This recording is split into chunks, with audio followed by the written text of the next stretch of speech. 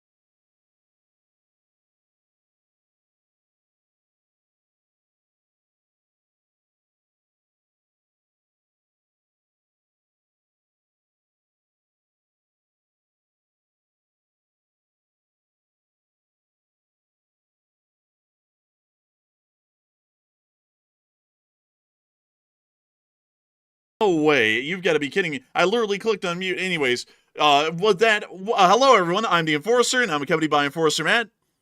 And good evening, folks. We are back yet again, and welcome to the Day 1264 War News stream. And we've gotten very big news that Russian oil refineries are burning yet again after Ukrainian drone attacks today. We've also seen that the India-Pakistan war is reigniting yet again amidst new attacks by Pakistan and also India. We've also seen Israel prepare for an Iranian surprise attack coming very soon, and it's good to see you all once again. And of course, we're going to be covering the past 24 hours of news from around the world. And I want to make the record clear, everyone. I did click the unmute button tonight, Matthew. When I told you that we were unmuting, I clicked the unmute buttons. For some reason, they got turned back on when I clicked the hotkeys to switch over to the main screen feed. But nevertheless, we will be covering the past 24 hours of news from around the world. And there has been significant news beyond the fact that OBS is starting to mess around with me a little bit. We have been able to hear that the Republic of India has directly threatened that war with the Islamic Republic of Pakistan is imminent today by the chief of the Indian Armed Forces. We have been able to hear in response to this that a army staff member of the Pakistani Armed Forces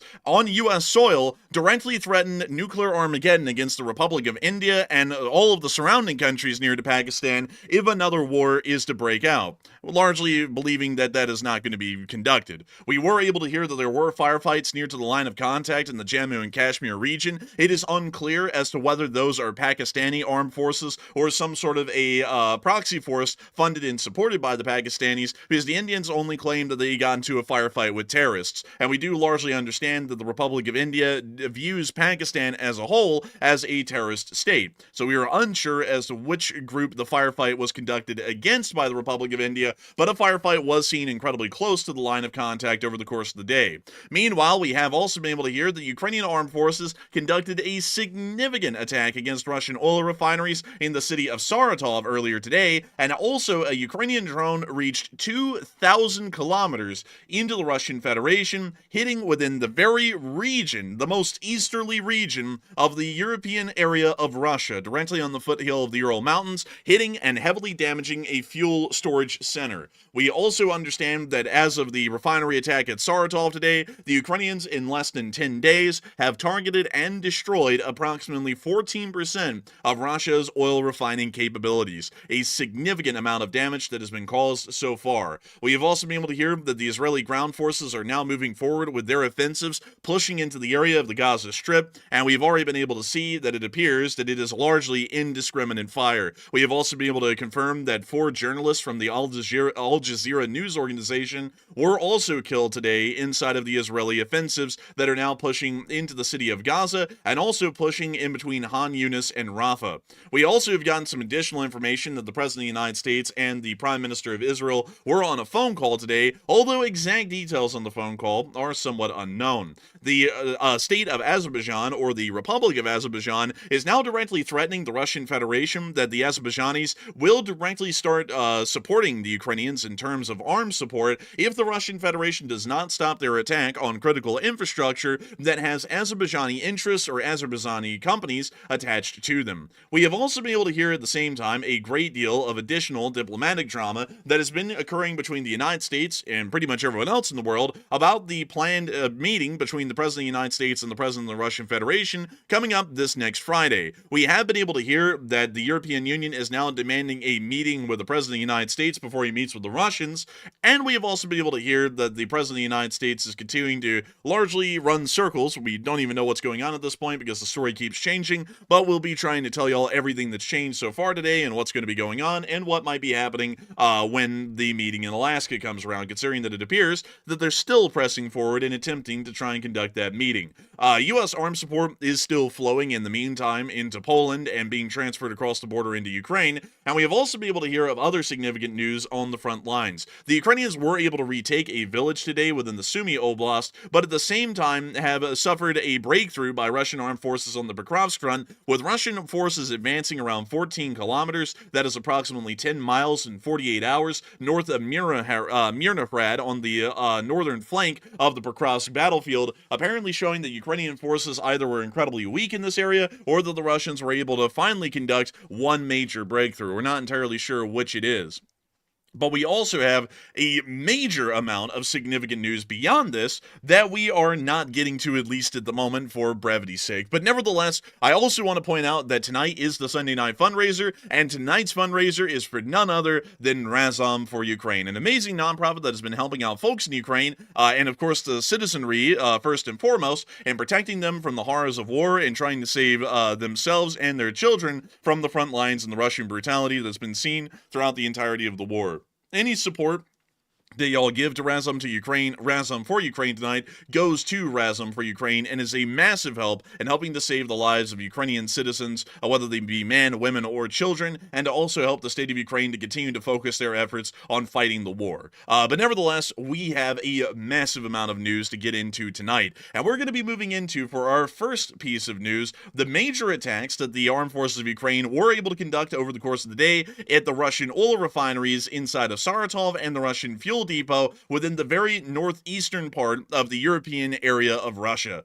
Moving us on down into Saratov first, we were able to hear that another significant refinery within the southern part of the city was targeted and hit over the course of the day by Ukrainian drone strikes. This refinery is responsible for about 170,000 barrels of refined fuel products per day, and is incredibly significant for the Russian Federation, as fuel refining abilities are a direct part of the strategic infrastructure that the Russian Russian Federation uses to keep their civilian economy running, as well as to keep their armed forces fighting in the fields inside of Ukraine. Refined fuel products are the very base element of all of those actions and outputs by the Russian Federation. The armed forces of Ukraine has understood this for quite some time, and intermittently throughout the years has conducted concerted anti-oil refinery campaigns to target and destroy these key oil refineries and facilities, and to be able to render them with a decent amount of damage, enough to knock them out for weeks or months at a time while repairs are effected. Overnight, we were able to confirm that the Saratov refinery was the next victim of the Ukrainian drone attacks, and we were able to see picture and video evidence amongst multiple clips showing us the extent of the damage, which was incredibly severe.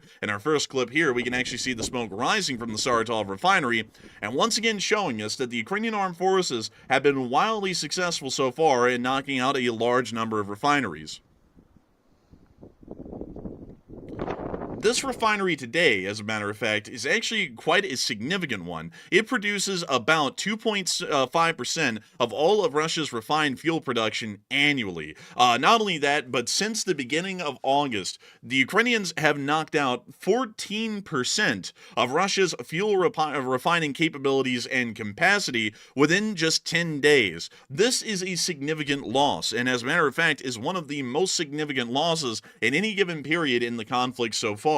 When the Russian Federation sees that a large amount of refining capabilities like these are knocked out at any given moment, this starts to create a massive drain on Russian strategic fuel reserves. Usually, most of the time, the Russian Federation has some sort of a strategic reserve of usable fuel products sitting somewhere inside the country. In case of the advent of emergency, it can be called upon to fuel either emergency movements that were never planned before and are causing significant drain on the nation's resources, or it can be used in the advent of oil refinery attacks like these to be able to try and at least cause less damage or less of a shockwave, at least at the moment, for the Russian Federation and its fuel resources. From what we're generally understanding, the Russian Federation at this point in time, with about 14% of all of its refining capabilities knocked out as of this moment, is most likely consuming about 600 to 700,000 barrels of usable fuel products that they do not have a substitute or an alternative for, at least at the moment. This means, in full, that the Russian Federation is consuming usable fuel products that they have an incredibly limited supply of and will not have a great deal or supply of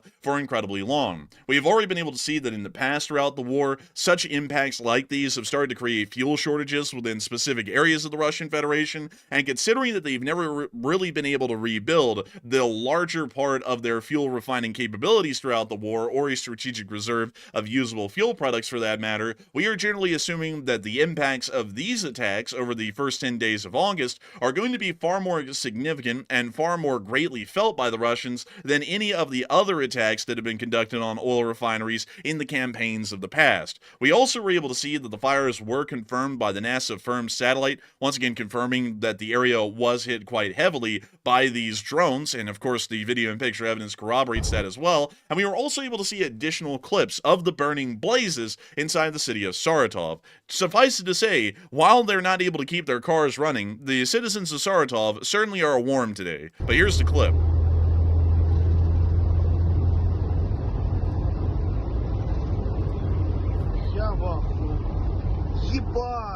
Ебать!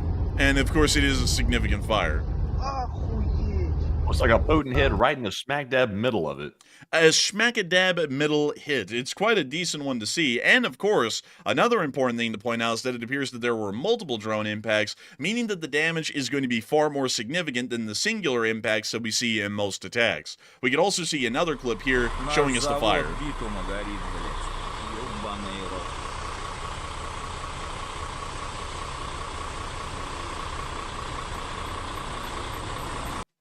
This sort of damage is incredibly important for the Ukrainians to be able to conduct against the Russian Federation, and will once again be causing the greater deal of issues that we've already been speaking about prior in the show to the Russian Federation's economy and war-fighting machine, making things incredibly more expensive, much tougher, and also possibly leading in the future to the Russian Federation being forced to ration fuel supplies to the civilians or to the military. We also were able to hear, shockingly enough, while this drone attack was happening inside of the area of Saratov, that way off in the north, in an oblast that we have never talked about before, A Ukrainian drone was spotted in the Komi Oblast of Russia.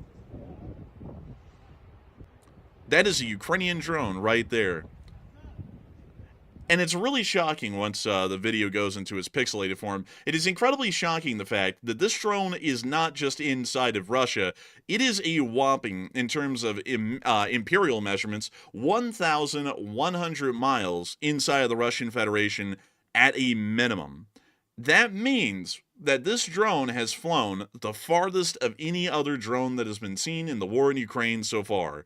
This also means that the Ukrainians could hypothetically launch a drone at this point over the Ural Mountains and into Asia. The drones are getting that far in range.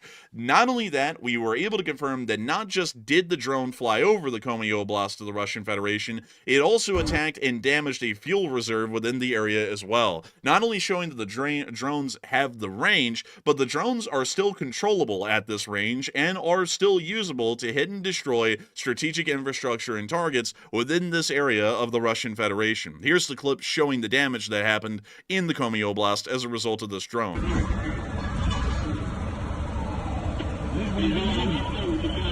Oh geez, they got a little leak. Man, they got a little leak. That's a fairly significant leak, all things considered. But beyond that, this is now, as of today, y'all saw a record there, the longest range Ukrainian drone attack in the war. As a matter of fact, this is the longest drone attack in history so far, at least in terms of the simple, cheap kind of mass-produced drones that are being used by the armed forces of Ukraine or other countries. No other drone in history of this size, of this scale, or of this type has flown this far and ended up successfully attacking an enemy target. This is the first of its kind in history, and this is fairly shocking to put this out there for everyone who may not know the kind of range that's involved here. 1,100 miles is about the same distance from the western regions of Iran to Cairo, or even beyond Cairo for that matter, into Egypt. Not only that, to put this into more of a different perspective, 1,100 miles means that if this was operated by the Chinese could actually fly this drone from the Qingdao Peninsula in China all the way to Tokyo. That is how long the range on this drone was. Or to put this directly over the United States, considering that a lot of our viewers are American, and to give a little bit of a perspective how long range this drone is, if this drone was fired from the Enforcer HQ of Birmingham, Alabama, on up towards the northern part of the United States of America, this drone could actually fly well beyond Boston in range, being launched from Enforcer HQ, and still successfully hit a target at that range. It is an unbelievable fact that the Ukrainian armed forces have been refining their drone capabilities to this degree,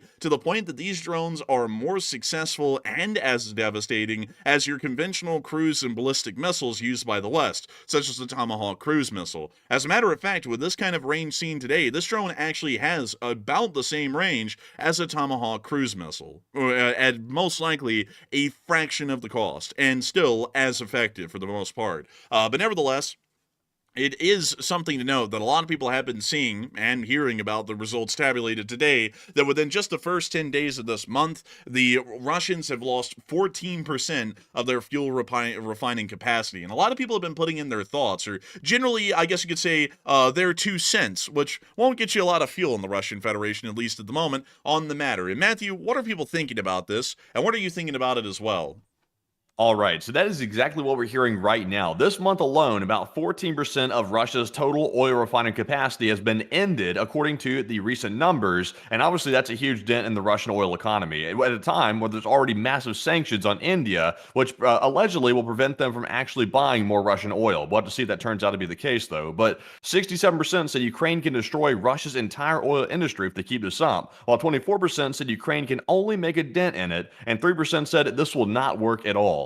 And I can't remember exactly what the previous number was, but there was already a baseline number of the total capacity that had been taken out by the Ukrainians before of the Russian oil refining total. I can't remember what that is off the top of my head, but with 14% being added to it this month, that's already a massive increase. So I would say they're in some deep trouble, because the more that gets taken out like this, the more it adds up, the worse it is for their entire economy as a whole. So I'm with a 67%. I think the entire industry can be destroyed if Ukraine keeps this up for long enough. But Enforcer, what say you? I'd have to say that, in my opinion, I think that the entirety of the Russian economy could grind to a halt because of these sorts of impacts and damage that's being caused, because this is starting to become incredibly severe, especially with the bleed that's seen on Russian strategic fuel reserves so far. To put this out there for all of y'all, most of the world, at least in the modern day, runs most of its transportation infrastructure on some sort of refined petroleum of some sort, whether it be diesel, gasoline, something along those lines. That is generally the fuel source that is used to move most of the world's goods at sea, in air, and on land. The fact of the matter is that with Russia losing this many hundreds of thousands of barrels of refined fuel products on a daily basis due to the amount of refineries that have been taken out, this could start to have a significant impact on a great deal of things inside of Russia internally before it starts to affect the Russian military. We do have to remember that in most wars, for example in the Second World War, when Nazi Germany was starting to suffer significant fuel shortages, it was the civilian population that was heavily rationed fuel, if at all, or fuel was just not available to the civilian population, while it was still available to the military and high value or high important industries inside of Nazi Germany. The fairly similar thing would happen inside the Russian Federation if that was to occur, but that means that we could start to see a lot of significant impacts to Russia internally, while the war might not look that different still for some time. Let's put this into perspective here. The Russian Federation is a massive agricultural power. It is generally considered a lot like Ukraine to be a breadbasket in Eastern Europe. Most of modern industrialized agriculture uses industrialized machinery to be able to operate. And if there is no fuel for that industrial machinery to operate, there is no way to harvest or process crops to any significant degree. It would require an extensive amount of manpower and it would be incredibly slow.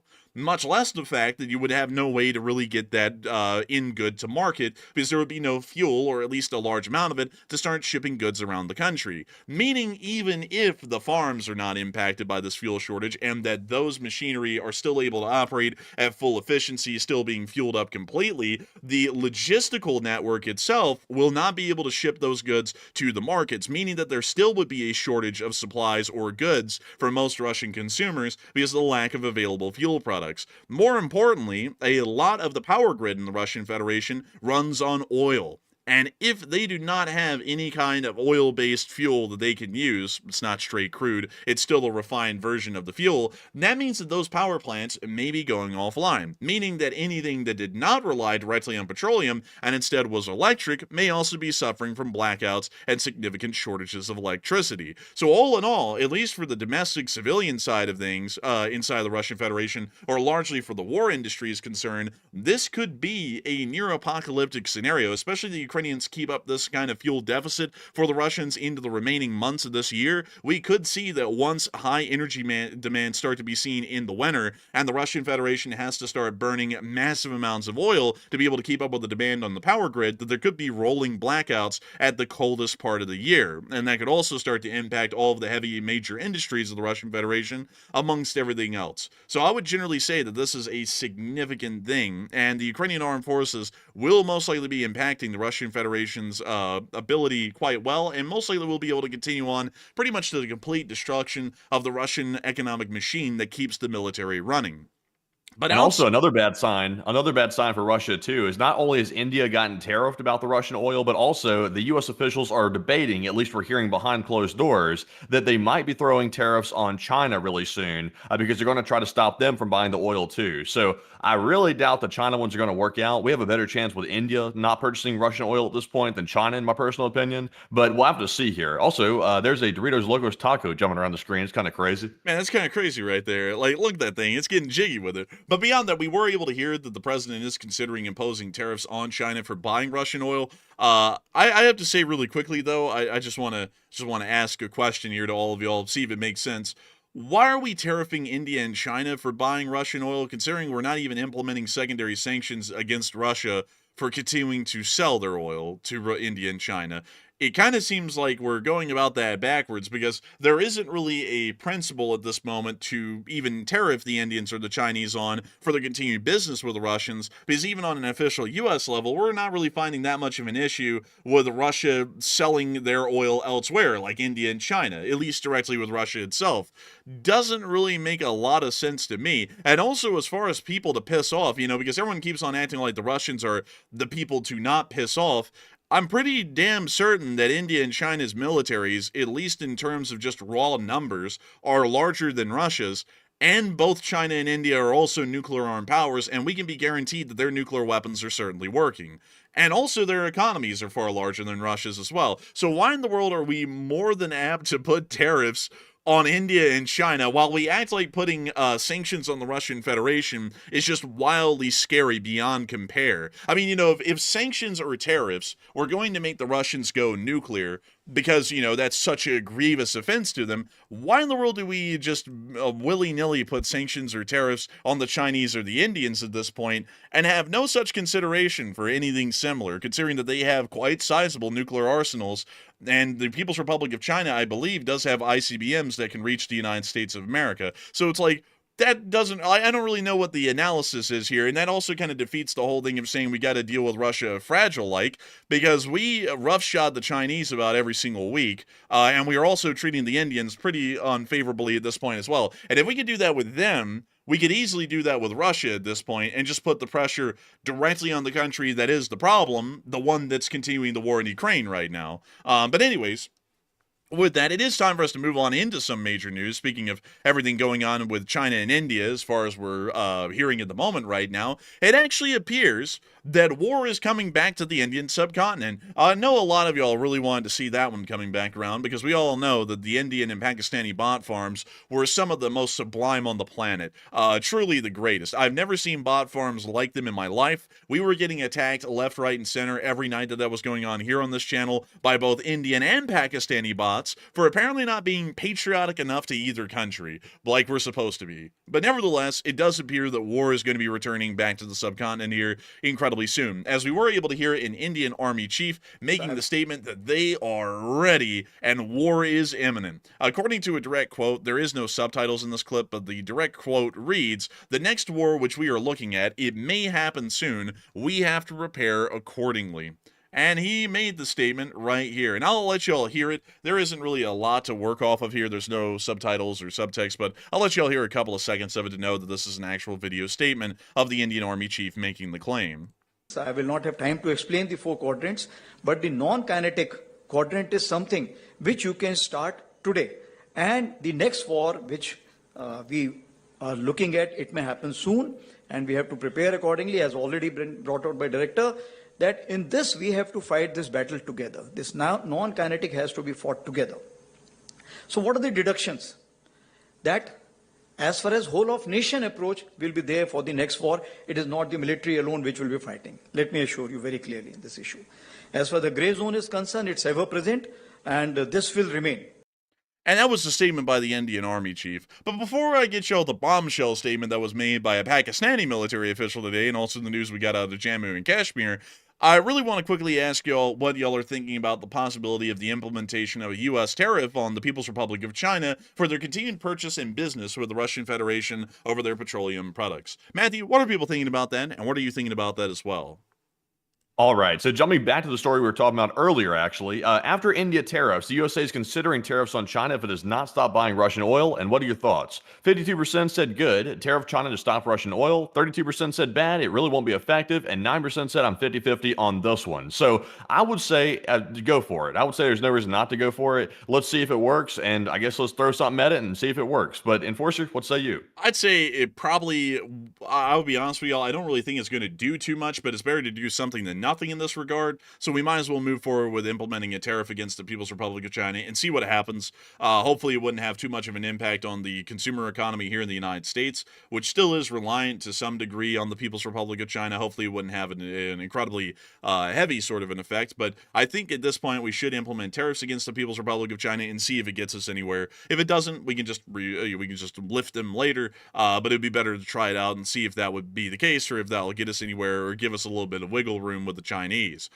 But moving on from that, And on into the bombshell statement by the Pakistanis, because we all know that there has to be some sort of high drama. I got to be honest with y'all here. The amount of propaganda that came out of both sides in the last war has set me up at this point to know that the claims and statements by both of these countries is going to be absolutely ridiculous. And also, really quickly, some of y'all are going to ask at this point, Enforcer, who in the world does the United States support? Neither. I'm just going to be entirely honest with y'all. I'm not really big friends with the Pakistanis. They're pretty much, their bill is footed by the Chinese at this point in terms of military equipment, meaning that they have heavy connections to the communist Chinese. And the Republic of India has made it incredibly clear they really don't want to have a lot of relationships with the United States of America at this point. So as far as America's skin in the game, if you want to call it that, we have none in this conflict. So we kind of get to sit back this time and just watch it and see what happens. But beyond that, though, there was a Pakistani military official inside of the United States today, and while he was in the United States, pictured here's the Pakistani officials that were in the United States today, while speaking at an event on U.S. soil, Pakistani Army Chief Asim Munir, similar position to the Indian Army chief we just heard from a second ago, issued a nuclear threat against India, stating, "We are a nuclear nation. If we think we are going down, we'll take half the world down with us." Not only threatening to destroy India, but pretty much any surrounding nation, whether they were involved in the conflict or not. Sounds like rational, reasonable thinking from both parties involved in this conflict. But beyond that, it does seem as though a lot of people have been hearing that things don't really seem to be going all that peachy between the Pakistanis and the Indians. And it also does appear that the Pakistanis will have to start up this conflict anyways here in the fall when the dry season starts to arrive and the Indus River will largely dry up. Not really a lot of water is being allowed back into Pakistan at this moment, so they're going to start running out of water for sure here within the next few months, meaning that they will have to be going to war against the Republic of India to be able to try and open up the dams inside of Jammu and Kashmir that are holding back literal endless volumes of water into the Indus River and its surrounding watersheds. On top of that, we were able to hear of another firefight within the Jammu and Kashmir region. According to some information, there was a firefight in the area between Indian military forces and that of some unknown group. They said there was contact with terrorists, but they didn't really make it clear as to whether they're calling the Pakistanis terrorists or whether this is some actual terrorist group inside of Jammu and Kashmir. It's a little bit unknown. But it does appear that, at least at the moment, there is another firefight happening inside the Jammu and Kashmir region not that long after, just a couple of days after, the last firefights that happened directly between the Pakistani army and the Indian army within the Jammu and Kashmir region.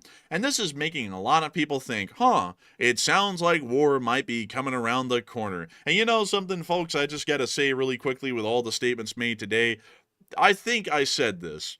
I'm pretty certain, and I don't mean to toot my own whistle here, but we have to always put it out there when the analysis is right, it's right, because usually the analysis is made so long ago, it's generally forgotten, and we speak for hundreds of hours a month, every month, so, I generally would expect that not a lot of people would remember the analysis from a day-to-day basis, because there's so much said and done on each and every day, but beyond that, we said months ago, when the border conflict ended, this thing is not over. The ceasefire didn't address any of the underlying issues between the two parties. They still absolutely hate each other, and there isn't even enough concessions given by either side to really overlook the fact that they hate each other, so they would be going back to war again. And Pakistan would have to go back to war with India anyways to be able to try and reopen the dams that are feeding into the Indus River.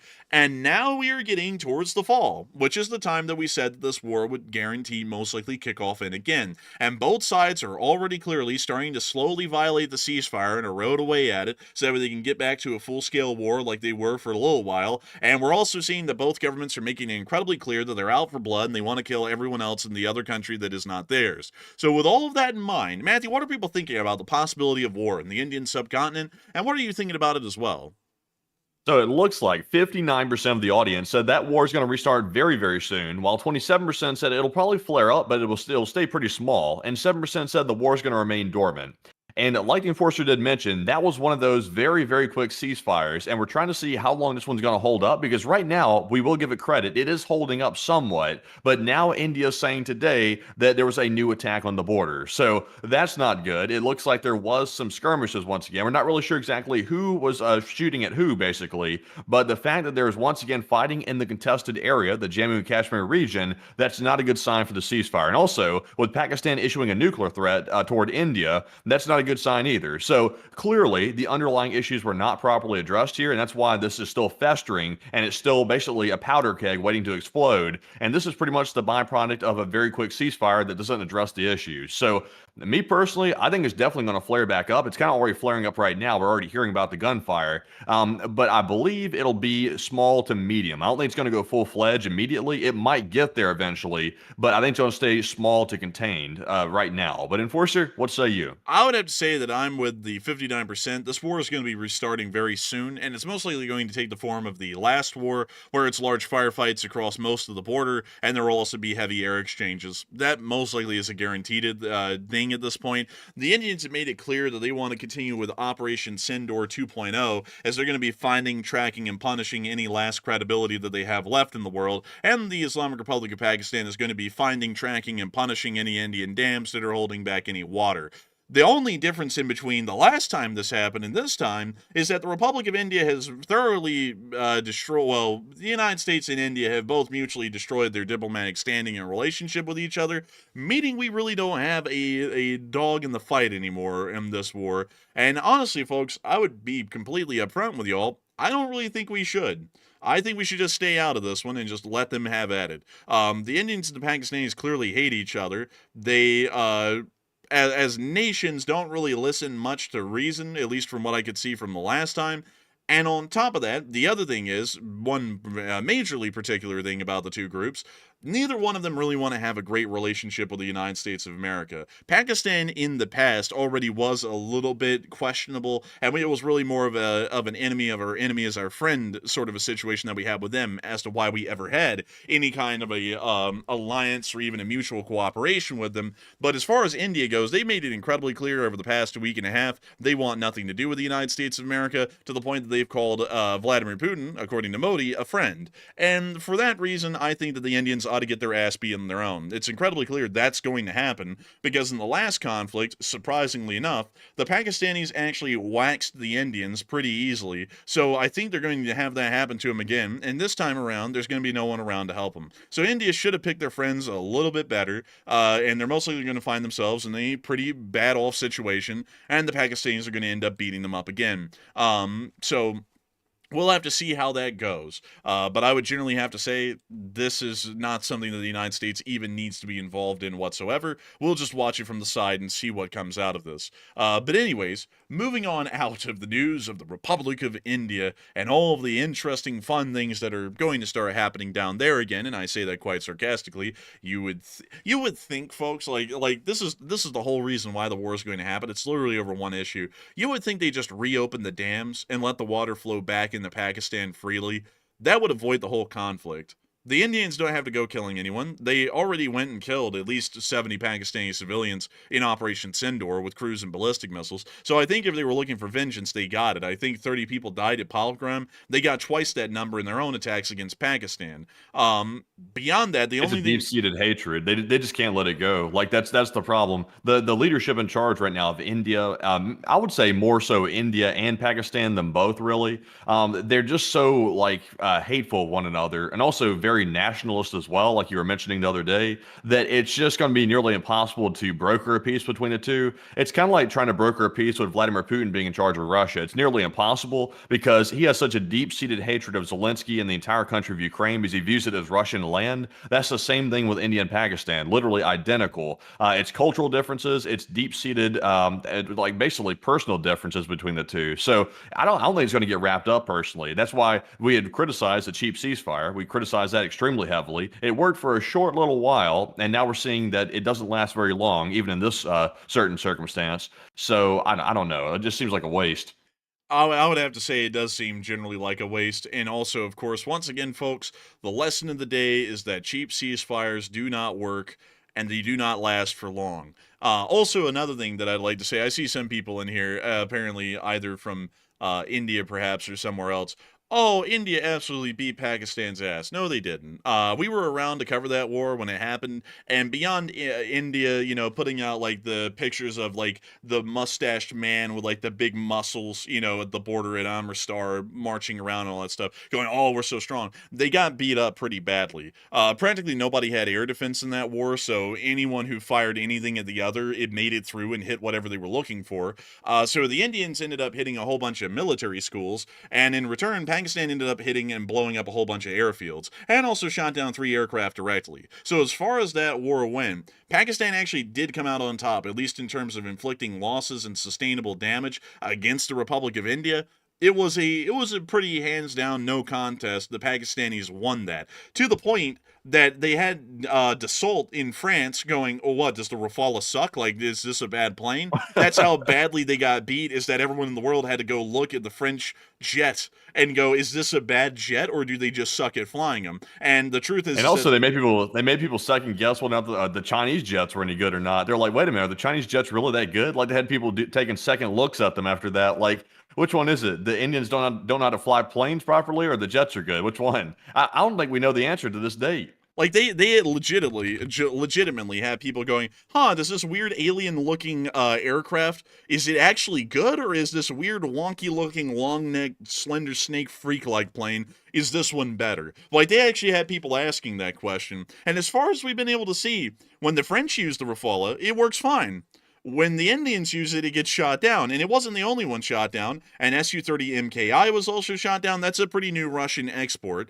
And a MiG-29, which is a Soviet-era aircraft. They got everything shot down that you could imagine that would have counted. The Pakistanis didn't lose a single F-16, a single J-10, or any aircraft for that matter, in the whole air conflict. The Indians claim they shot down like 30 gajillion planes and had no proof for any of them, largely showing that was pure propaganda. And then later on, the Indian Air Force finally admitted, about a month after the conflict ended, that they did lose 3 aircraft and they didn't shoot down a single one. So it became incredibly clear at that point the Indian Air Force is well behind in training, or there's some sort of a systemic corruption that exists in their armed forces that ensures that actual competency is not there, at least between the two Man, groups. I tell you, if I was Rafale, the French company that makes those jets that India is using right now, I would personally be wanting to purchase my jets back at this point. I'd be telling the Indians, "Hey, would you like to sell those back to us? Because we don't want to have our brand tarnished by your crappy pilots. So would you like to just give those back, or we'll pay you for them or something? Because you're really hurting like the look of our jet." And honestly, they kind of are. It's like, they need proper training with these pilots, or otherwise it makes everybody think, "Oh, look, the Western jets are crap," instead of, "Oh, no, no, no, the Indian pilots are crap. That's why it's actually crashing so fast." This plane, I gotta say, folks, I'm not like a brand representative of Dassault, which is the company that produces the Rafale, but they make some very good planes. The Rafale is, by all measures, a very advanced 4th generation plus fighter, and also it is technically a low visibility fighter, meaning that it's not stealth, but it has integrated some specific geometries into its fuselage that makes it have a smaller radar cross section than normal. So it's kind of the halfway between non-stealth and stealth, the Rafale is. It's a pretty interesting sort of aircraft. The Dassault company also produces these, which are some of the best private jets in the world, at least in terms of comfort and luxury. They're pretty highly sought after out there, and you probably have seen these here and there. And they get their reputation tarnished by a country that also lost literally everything that you could imagine. I mean, hell, they lost an Su-30 MKI, which this is quite literally one of the most advanced aircraft that Russia can produce. And of course, and also I have to put this out there, the Chinese also have these as well.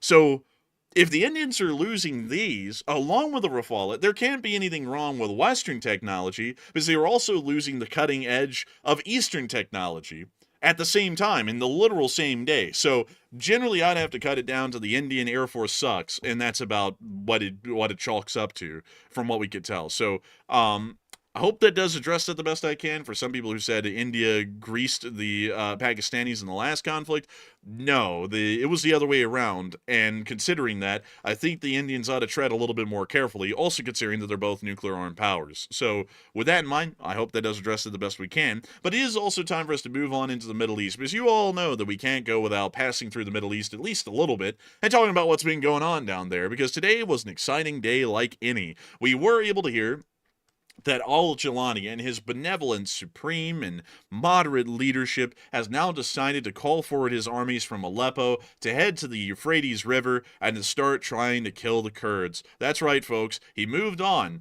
First, we had the Alawite Arabs of the coast. Then we had the Druze. Now, he's moving on to the Kurds. Wow, it's like this guy is Bashar al-Assad, but worse. But we were able to see the armies from Aleppo on their way down towards the banks of the Euphrates River to engage in combat here soon, we're assuming, with the SDF. We can see that in this clip here, which was filmed on a Kodak camera that was salvaged from the wreck of the Titanic. We can see the faint shapes and geometries of trucks in this camera. Its resolution is a 7. It's not even a 140p, it's just 7p. There's like 7 pixels on this whole screen. Figure out where they are. It's up to you. But we can see here a decent amount of this. That looks like we're looking at Planet Hawk with some crashed star cruisers here or something. Kind of does, actually, yeah.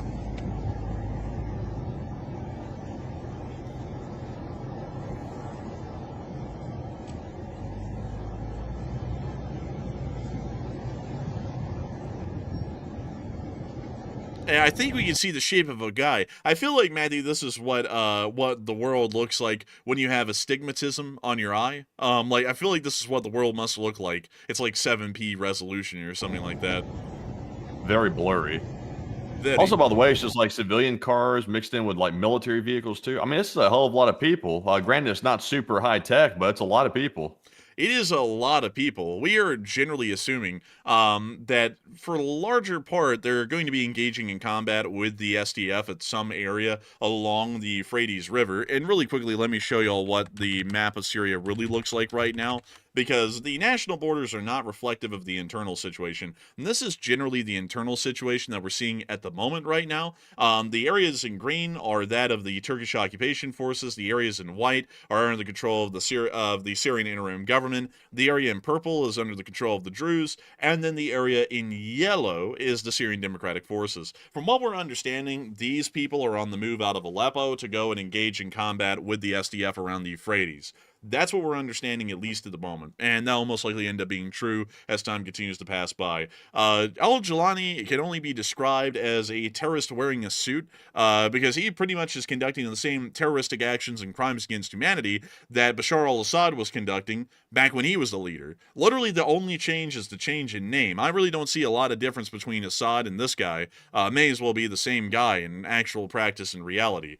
We have also been able to hear in the meantime that the Iranians have been going a little bit crazy because there has been a little thing that's been going on today with Israel and the Gaza Strip. The Israelis have started their offensive into the Gaza Strip, and I gotta be honest with y'all, folks. I just gotta be a little bit straight up. The Israelis aren't really making this look too good. Generally, in the past, when they conducted airstrikes, yes, they were significant, and there were civilian casualties and fatalities usually involved in all of them, but the Israelis still gave some sort of a due diligence, or at least crossed their T's and dotted their I's, to say that it was following a practical rule of engagement, that they were engaging combatants on the ground in airstrikes, and they were using civilians as human shields. But over the course of the day, I gotta be honest with y'all, it's not really looking like that's the case. We can see that there's practically carpet bombings going on where most Israeli offensives are happening at the moment, and we have also been able to hear that this has been indiscriminate enough that they have claimed some fairly wild casualties, at least at the moment, including an entire Al Jazeera news staff that was inside the Gaza Strip. All 4 of them ended up getting killed in an airstrike today that apparently was conducted, at least according to what Al Jazeera has stated, while the crew was inside of a hospital within the area. So not really looking that good, at least at the moment. We also were able to Wait a second. Go back for a second. Go back to that post you just looked at there. Oh, let me. I want to see something. Let's see here. Click the image real quick. This one? Down below. Yeah, what? Now, I will say this though. There are allegations floating around that one of these individuals here, one of the Al Jazeera fellows here, which I have no idea if it's true or not. This is just an allegation floating around. It looks like maybe he might have taken a picture with, it looks like a former leader of one of those terror groups over there. So I think that's the allegation that Israel is slinging around. They're saying that some of these individuals might have been affiliated with some of the terror groups inside of Gaza. I'll be honest, I really don't know if it's true or not. That's just what Israel's saying. But I don't know, like the whole Al Jazeera like team, like to take out the whole team and say the whole team's associated with a terror group. I'm like, yeah, I don't know. I'm like, can they say that and like really back it up with evidence? I'm not really sure. Also, one thing I have to say, like really quickly, I wouldn't know. Someone can answer this question for me if y'all know. To get into the Gaza Strip, you can't get into it by sea, and you also can't get into it by Egypt. So the only way for a news crew to make it into the Gaza Strip would be through Israel. So for them to get into Israel, at least for them to get into the Gaza Strip to be bombed in the first place, from what I'd be able to know, they would first have to get some sort of approval by the Israelis to cross the border into the Strip to be able to be inside of it when they got bombed today. So at some point, at least from what I know, they were most likely given approval, from what we'd understand, by the Israelis to enter into the Gaza Strip, and they would have had to have been in Israel at some point, traveling through the country, most likely from the Tel Aviv-Yafo International Airport, to make it into the Strip. So if the Israelis knew that this guy was affiliated with Hamas and he was a part of a terrorist organization that is internationally recognized as a terrorist organization, why did they not arrest him as soon as he landed and showed his passport in Tel Aviv? Once again, this is all taking a great deal of assumptions here. I don't really know how he got into the Gaza Strip, but he certainly didn't teleport into there, and he didn't come in through Egypt or by sea. So that really kind of cuts it down to he had to have crossed the Israeli border of the Gaza Strip to be able to get in there. So if he was known to be a terrorist, and the Israeli government was able to whip this out literally within an hour of the guy getting killed, why in the world did they not detain him or arrest him while he was inside of Israel? If he's a terrorist, he's a terrorist, and he should be arrested and be held accountable if he was. But they didn't, and then they allowed him to go into the Gaza Strip, and then he got bombed. So I really don't know what's up with that one. So I would have to say, It's hard to tell. Like I will say this. It seems like in the past, I'm not making any specific reference to any specific news organization. There are some that get more allegations than others, but it seems like some of these individuals that hang out in Gaza that claim to be journalists, some of them in the past seem to use that as cover to basically collaborate with these terror groups and then claim that they're press. So they put on the press jacket, they'll run around like, oh, look, I'm press. But in reality, what they're doing is they're spotting for the enemy. That's what they're actually doing. But it's hard to say because, my issue is Israel can't just say that everybody's a terrorist. It's like you have to produce some type of evidence if you're going to accuse somebody of that. And especially when you take out a whole group of alleged press people, like press reporters, you need to bring some receipts with that. Like you can't just go in there and like wipe out a whole like reporting group and then say, oh, they were terrorists. Don't worry about it. It's like, well, it might be something for people to worry about. They probably want to see and make sure you're not just wiping out the press because you don't like what they're saying. I mean, it's probably good to know. Also, really quickly, I was looking into it, and it appears, because some people were saying that no press has been allowed inside the Gaza Strip, it actually appears that the British Broadcasting Corporation, the BBC, has been inside the Gaza Strip a decent deal, at least from what I could pull up on a quick search here, recently inside the Strip. And it actually is showing, because from what we've heard, the Israelis are the only ones who can authorize people to go into the Strip or cross the border into the Strip. So for these people to have been in there to be bombed today, they had to have gotten some approval prior by the Israelis to cross the border into the Strip. Which means, like, just to put this out there, because, once again, we've largely supported the Israelis and their actions against terrorist forces within the region, but also there has to be some due diligence given that just because we support a side, it doesn't mean that they're always doing something that's right and everything is perfect and they've got lily white hands or lily white gloves. They had to have allowed these people into Israel in the first place to let them into the Strip, from what I can tell, at least right now. And so that means that this guy, at some point, from what we would have known, would have landed in Tel Aviv, and he would have had to have shown his passport to be given a visa to go into Israel, to travel to the Strip, to then get into the Strip. And then the Israelis would have had to have approved for him to go into the Strip, which means they would have had to look at him a little bit more. And this entire time, they didn't catch that he was a terrorist, but when they bombed him today, they immediately knew he was a terrorist. That seems to me to be a little bit questionable. At least the groundwork with what we're seeing right now with that.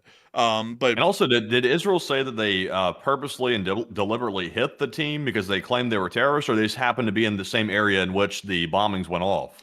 from what I can tell, it's more so the fact that they just happened to bomb the area, and they just happened to luckily be terrorists when the place got bombed. That seems to be the story that's going out at the moment. Yeah, it seems. I'll be honest. It seems, in at least in my just logical assessment of it, it seems like considering these individuals worked for a well-known media group, that Israel would probably not strike them at least on purpose, in my opinion, at least, because it's going to get all kinds of news coverage because they work for a large network that's very publicized that they're there, and they're also very famous individuals that were working for that organization. So if Israel was going to try to wipe somebody out because they don't like them, it would seem to be those would be the last guys you'd want to do that to because it's going to be all over the news, pretty much everywhere, that Israel took them out. So it seems like they probably wouldn't on purposely hit them, but you really can't rule anything out at this point. Yeah, I would have to say, also, really quickly, folks, I gotta say, it's always a tough thing to approach stuff with logic and reason. Like, now there's people in the chat saying, we always criticize Israel. When? We've never criticized Israel once for what they've done hardly anywhere. Every once in a while, we do bring up that there are great civilian casualties being caused in the Strip, and it's a major humanitarian situation. But never the once have we criticized the Israelis and their actions against Iran, against Lebanon, against anyone for that matter, largely within the region. The only time we've ever criticized them, at least recently, was when they went out of their way to start bombing Jelani within the opening hours of him forming a government. So it's a little bit funny with that. We sit here and bring up, hey, that seems to be a little bit questionable what happened today, at least from what we can tell, and then immediately the whole metric changes. We've always been supporting generally of Israel within the region, and now because we bring up, hey, it looks like they might have done something that might cross the line a little bit today, now we always criticize Israel. It's like I don't know. Like, And also, I'm not bashing Israel either. I mean, it could turn out to be true what Israel's claiming, but I really haven't seen any actual concrete evidence proving Israel's claims. And Israel is making that a habit these days. I'll be honest with you. I support Israel as a country because obviously they're aligned with the United States. But Israel needs to be very cautious with how recklessly they're running around just taking people out because they need to either show proof that these individuals are bad actors or don't accept people just to take it at face value because there's a lot of lying and a lot of propaganda that goes on in this region right here. And to just say, oh, believe us, they're terrorists. It's like, well, if people ask for more follow-up information about it, it shouldn't be something to criticize. It should be, okay, well, here's the evidence. Here's why we believe that. And then, case closed. Yeah, I would have to say that it's a little bit of a thing. Also, I got to say this as well. Isn't it a little bit odd that when the Israelis always happen to, kill someone and some questions are raised within the area, they always just luckily happen to be a terrorist? It's kind of like how every once in a while, when the police, some cop in America might, end up being a little too trigger happy and they shoot someone. How they're always, oh well, there was like some drugs on them or there was a gun on them and that might have been planned. That sort of a thing. Like, not to say that that's the case every time, but it is a little bit odd when y'all say that they, at least from what we know today, from what the Israelis said, they didn't know that that Al Jazeera crew was around there. But when they bombed them and killed them, you just luckily happened to have been terrorists. It's a little bit odd that that's happening every single time. But anyways, moving on from that and on into the area between Han Yunis and Rafah, we were able to hear that Israeli tanks are on the move right now around the Marag Axis area, heading towards the sea to attempt to split the area in two, at least around Han Yunis and Rafah, to be able to make the situation more controllable, at least at the moment right now. So with that in mind, that's what we've generally been hearing out of the Gaza Strip, and we've also been able to hear that apparently a phone call was conducted today between the Prime Minister of Israel and the President of the United States. The two discussed Israel's plan to take control of the remaining Hamas strongholds in Gaza in order to end the war by freeing the hostages and defeating Hamas. The Prime Minister thanked the President of the United States for his steadfast support of Israel since the beginning of the war. So it does appear that there was a phone call today between the two, and it seems as though this has been given the U.S.'s blessing for the larger part. But nevertheless, a lot of people have been talking about something else that's generally in the periphery at the moment within this area, which is the fact that Israel is stating that they are preparing for a surprise attack from Iran, and Iran is preparing as well. And a lot of people have been putting in their thoughts and comments on this. So, Matthew, what are people thinking about that, and what are you thinking about that as well? So it looks like the poll is almost evenly split on this issue about the surprise attack that Israel's alleging is going to come from Iran very soon. So it looks like 37% said Iran will likely launch an attack on Israel very soon, while 36% said Iran is not going to attack soon, and 19% said I'm 50-50 on the question. And I would say that common sense would tell us that Iran is not finished with Israel. Obviously, they're not. They're still funding the proxy groups that are still attacking Israel. So Iran is not done with them. They're going to attack again, and also Israel is probably going to try to preemptively attack them again as well. And we're being told by the Israelis that they're preparing for both options. So it sounds to me like it's coming. Once again, it's hard to tell when it's going to happen, but I'm with the 37%. I think Iran will launch a new attack, but first of all, they got to try to rearm themselves because they did run out of interceptors and other missiles. So they're probably trying to get replenishments before they actually go for it. But Enforcer, what say you? I would have to say that Iran will most likely launch an attack against the state of Israel at some point in the future. They are a dangerous rogue state for the large part within the region, and we do know that they have a great deal of connections with supporting and funding terrorist operations like those of Hamas and Hezbollah surrounding the territory of Israel, as well as the Houthis within the southern Red Sea. For that reason, they always have an invested stake in protecting these terrorist groups, as they're largely investments by the Iranian government, and for this reason, they'll most likely start to conduct attacks against Israel, and hopes this will start to divert attention, resources, and effort away from destroying Hamas inside the Gaza Strip, and also the Lebanese government attempting to destroy Hezbollah. Although we haven't really seen them move forward on that beyond just stating that they would try, we haven't really seen much more than that. So with that at the moment, I hope that does address that the best I can, at least given the situation. And it does appear that there will once again be a war returning to the Middle East once more. One that we definitely need to capitalize and take advantage of when it happens. If the Iranians end up attacking the Israelis, we should just use this as a carte blanche to go into the region and completely dismantle Iran and Iran's terrorist network that they have within the region. We need to destroy the Houthis first and foremost. The Israelis can take care of Hezbollah and Hamas. I mean, that's literally like a bunch of country yokels with firearms. That's not really a deal for the United States to deal with. The Israelis can figure that out. And then we need to go directly for Iran, because they're still working on a nuclear weapon, whether people want to kid themselves or not. And they are still a significant threat to the United States and our national security interests here inside of the United States and abroad within the Middle East, and that still needs to be dealt with as well. So if the Iranians end up attacking the Israelis, we just generally need to use that as our proper casus belli to get into the region and do what we need to do and fix the problems that continue to persist throughout the entirety of the Middle East because of Iran. But with that, we are going to be moving on out of this region and on back up towards Ukraine, because we actually still have a lot to go and a lot to cover, at least at this moment, inside of the state of Ukraine, generally the rest of Europe, and also the United States of America as well, as we've been able to hear a little bit more drama about the upcoming U.S.-Russia talks that are planned in Alaska in this upcoming Friday. But Matthew, before we get into that, I do understand that this fundraiser has done unequivocally bussin'. We have reached $1,786 raised in about an hour. Damn, son. Where'd you find this? And we found it at the corner store. But beyond that, we are getting incredibly close to the $2.5 thousand fundraiser goal. An absolutely amazing thing, and hopefully we'll be able to hit it, because the Ransom for Ukraine fundraiser is an absolutely incredible one and helps out the folks in Ukraine a great deal. So hopefully people will help us to get on over that fundraiser goal. But before we move on into the rest of our news tonight, Matthew, do we have any top donors to recognize and thank for their unbelievably massive support to the fundraiser that's helping it to get close to the goal?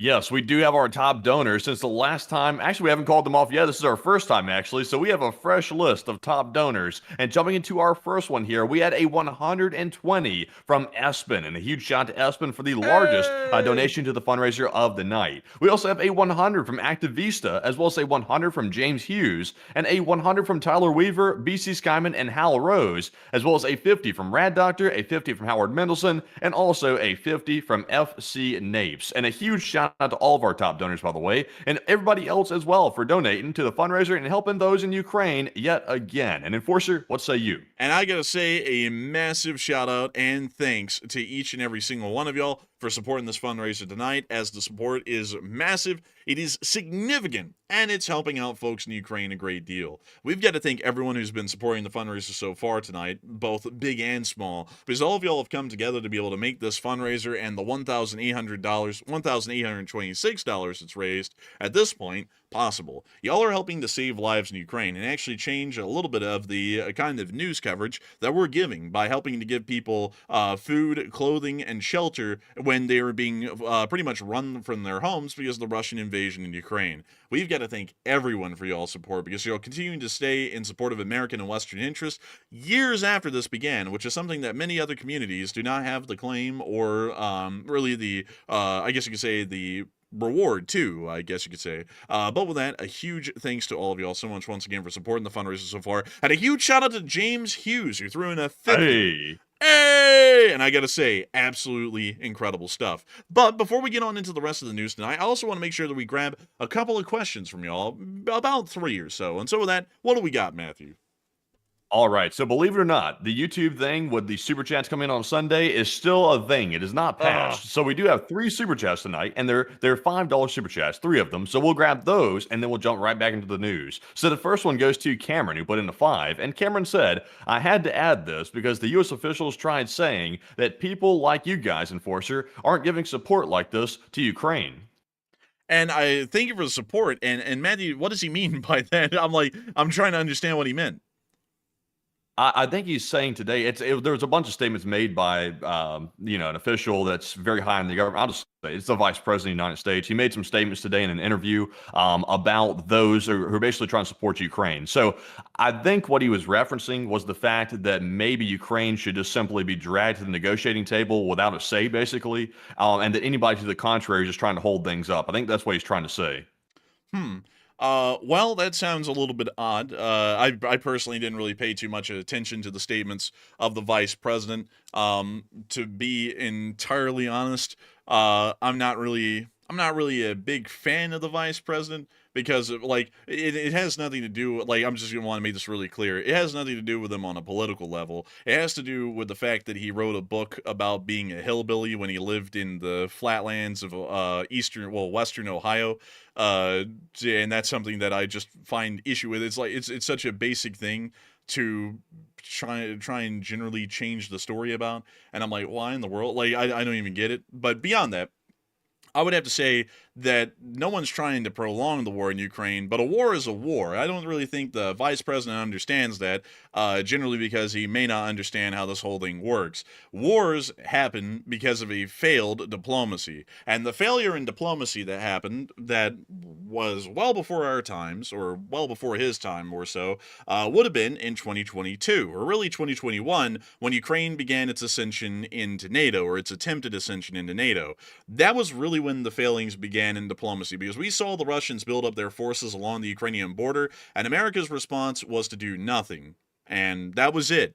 So the war began. It was a great mistake to do nothing. We could have immediately stopped this whole entire war from starting if the Americans had been swift, aggressive, and had acted immediately to generally face down the Russians in Ukraine before they even invaded. That would have stopped the war right then and there, and it would have moved directly to the negotiating table, and we would have been able to see that this 3.5 years of war wouldn't have happened. As Trism Triple Six throws in a 600. Holy We just smokes. smashed the goal. Hey! Igor, let's go. Look at that. Smash the goal. We are now $24 above it thanks to Trism 666. That is a humongous donation right there. 600 smackaroos.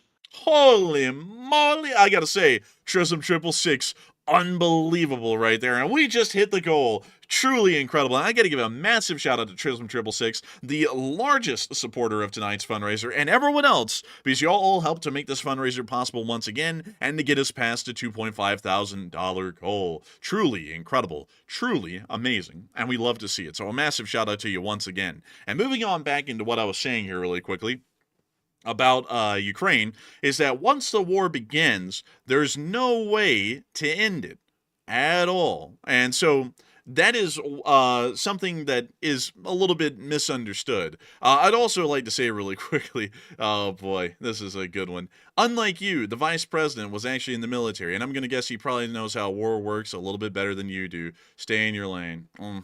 I hate to tell you, man. I hate to tell you this, but just because you're in the military doesn't mean you know how the military works.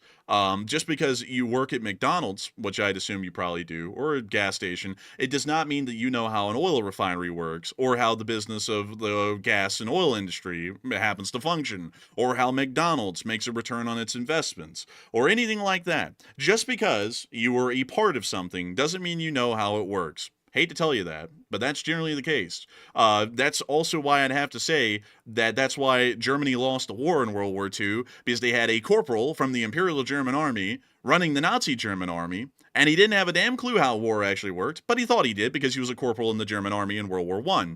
And generally every single general looked down on the guy because he didn't have a damn clue on what he was doing. He was stupid. So, just want to put that out there really quickly, that just because, I work at McDonald's doesn't mean you have CEO level knowledge on how the business model operates or performs on McDonald's. Same thing with the military. I hate to say that because I know a lot of people want to act like because, you may have been in the military for a 2 or 4 year contract and you made it to E2 or E3 that you know how a brigade level operation works, but that's not the case. A corporal or a sergeant or any of those sorts of ranks near to generally a non-commissioned officer, well, not a non-commissioned officer, just a normal enlisted man is not really going to know much. They know about their specific job, what pertains to that job, and that's it. So in terms of practical, actionable military knowledge, there isn't really much. That's generally why the decisions are left to the officers who are trained to make those larger, bolder, wide-scale decisions than the enlisted, because the enlisted are trained to do particular jobs and think on the small scale. Officers are supposed to think on the larger scale. It's a division of labor.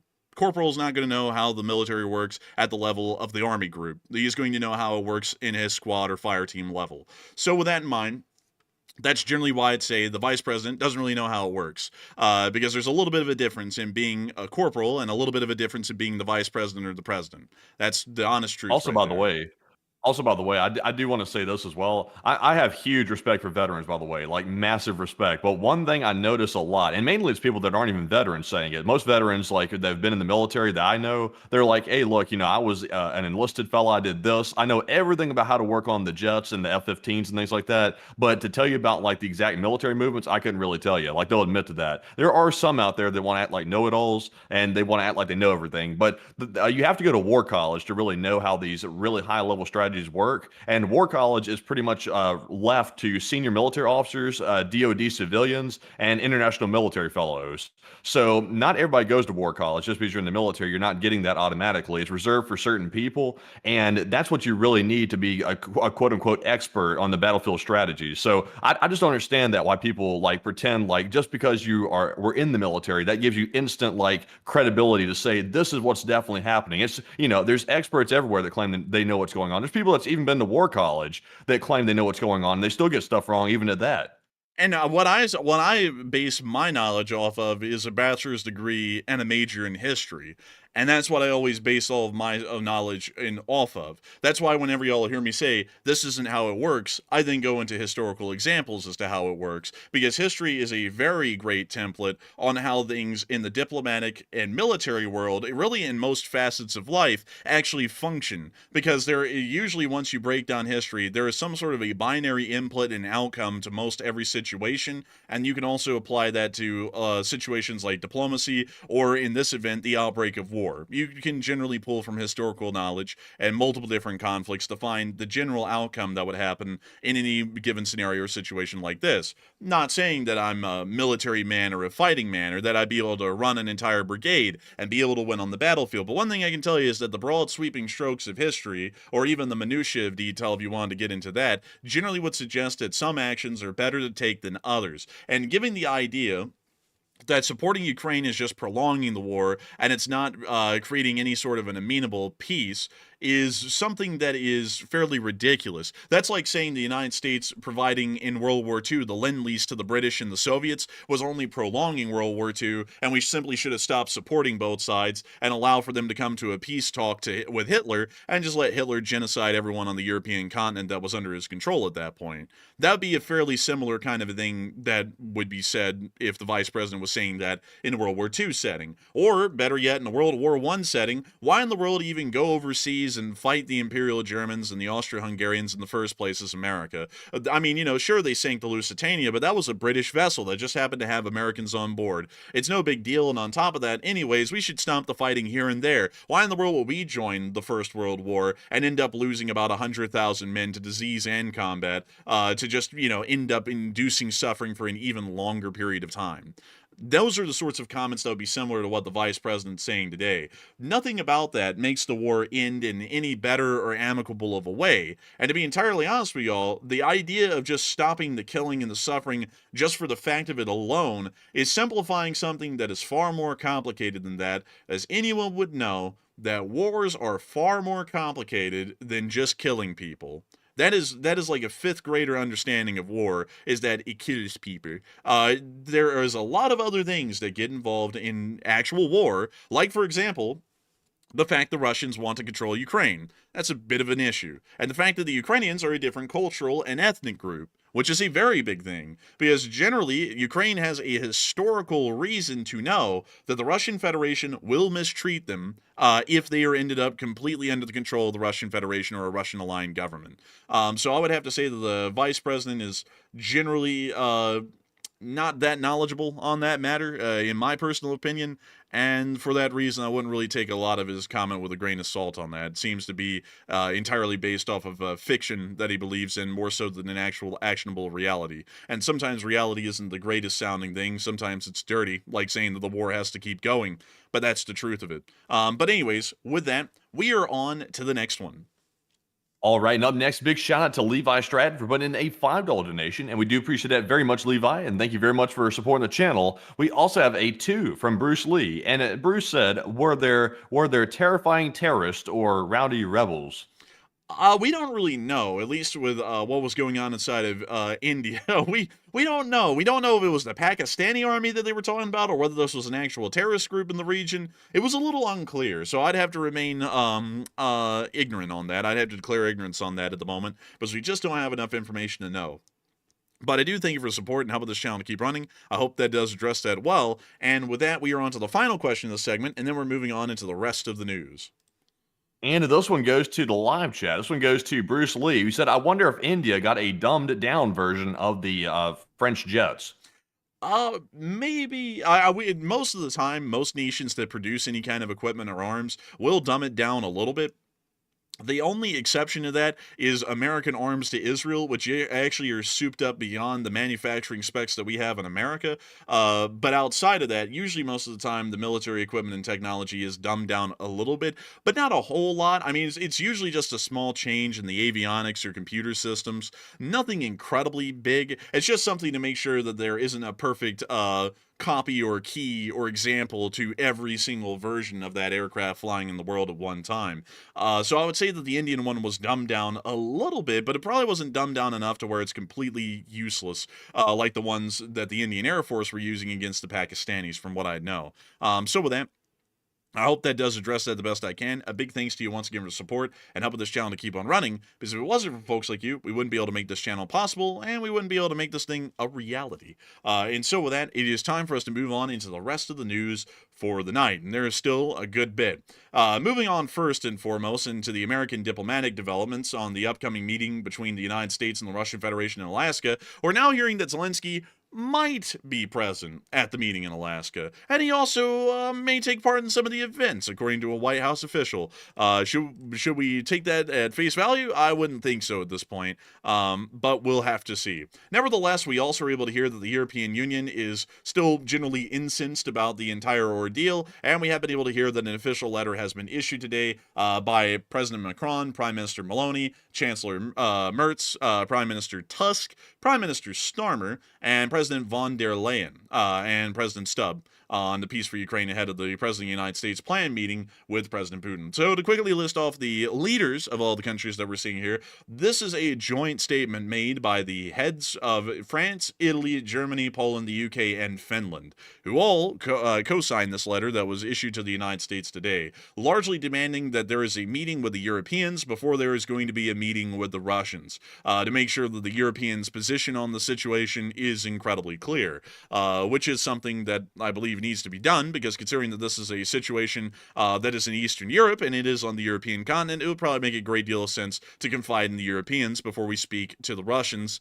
and also to ensure that the Ukrainians are involved in the talks as well. We also were able to hear out of Russia that Moscow was under a drone alert earlier. We were not able to confirm any air defense action, or for that matter, any impacts around Moscow, but there was an air defense alert that was sounded. Outside of that, we also have been able to hear of other developments in the periphery. For one, the support to Ukraine is continuing to flow from the United States of America in the form of Antonov 124 flights being chartered from the United States to and fro, and apparently delivering more support to the state of Ukraine, at least in the meantime. We have also been able to hear that Sweden is now preparing a new radar system that will allow for them to detect and pick up any threats from the Russian Federation at a far greater rate and capability than before. And we've also been able to hear that there was an attempted assassination attempt, most likely by pro-Russian citizens or officials that are inside of the semi-autonomous Republic of Transnistria, against a pro-European Union mayor in Moldova today. They actually ended up throwing a bomb at his house. The assassination attempt did fail, but still, it's incredibly interesting to see the kind of terrorism being conducted against these sorts of officials. There's the explosion of the bomb.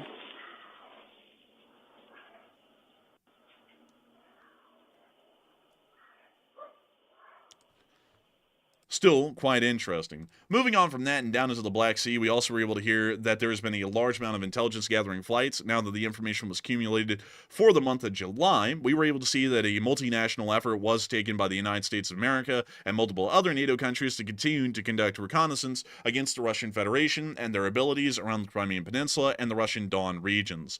We also were able to hear that the Republic of Azerbaijan is now going directly head-to-head with the Russian Federation. According to what we've been able to hear today, and this was a statement by the Azerbaijanis, if Russia keeps striking energy facilities linked to Azerbaijan and Ukraine, Baku will begin to consider lifting its ban on supplying Ukraine with weapons from its arsenal, generally threatening that if the Russian Federation does not stop attacking energy infrastructure inside of Ukraine, the Azerbaijanis will start to supply the Ukrainians with arms and weapons from their own arsenal, continuing the war in Ukraine in support of the Western side against the Russian Federation. This may as well be a complete divorce of Azerbaijan from the Russian sphere, and it does appear that the Azerbaijanis are pretty much running away from the Russian Federation at this point in time, because they're starting to understand that the position is untenable. Moving on from that, we also were able to see that there has been a widespread amount of attacks on Russian railroads within the south. We've already talked about these to a great deal in the past, but once again, to show y'all, these are all of the prior attacks that have been conducted over the past 2 weeks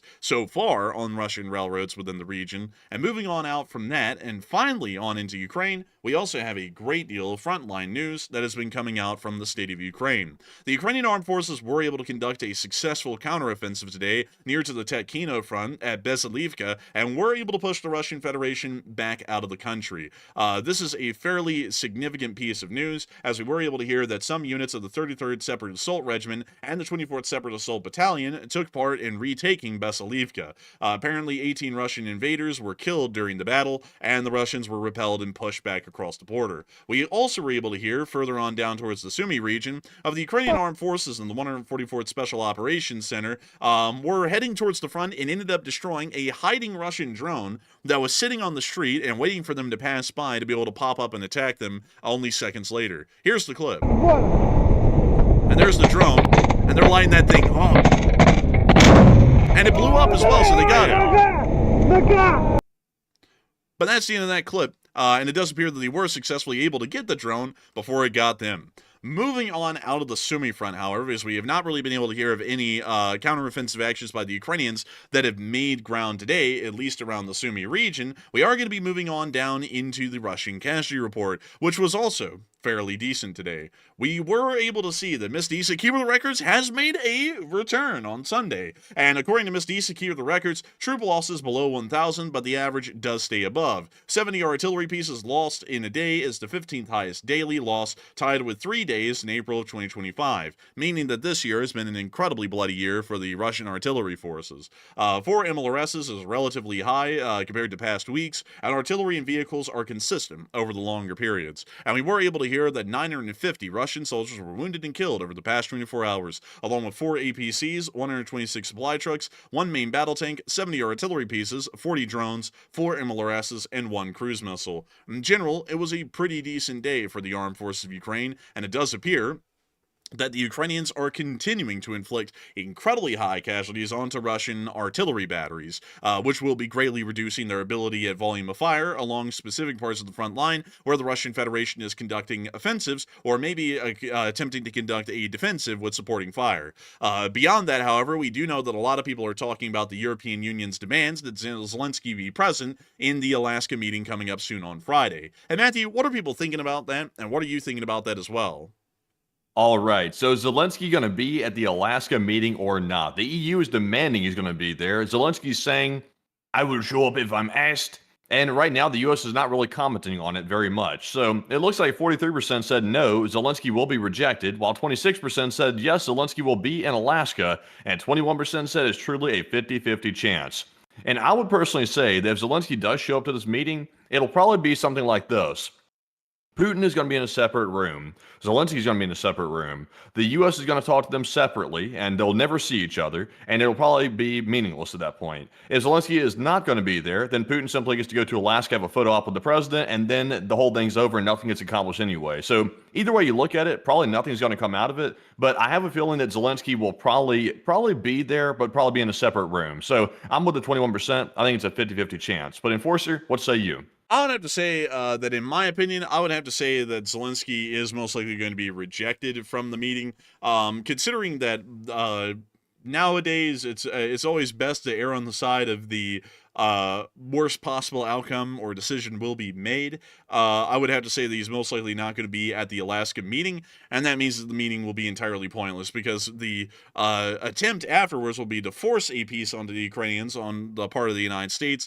The Ukrainians will refuse. The Europeans will outright refuse, pretty much threatening a complete split of the Western sphere in the process, meaning that the talks will achieve nothing. The U.S. will most likely have to back off at that point, and the Europeans will continue to support Ukraine, and the United States will continue their slow trickle of support to Ukraine as well. So I would have to say Zelensky is most likely going to be rejected, and this is going to mean that the war will keep on going for some time at this point, and there will be hardly any change.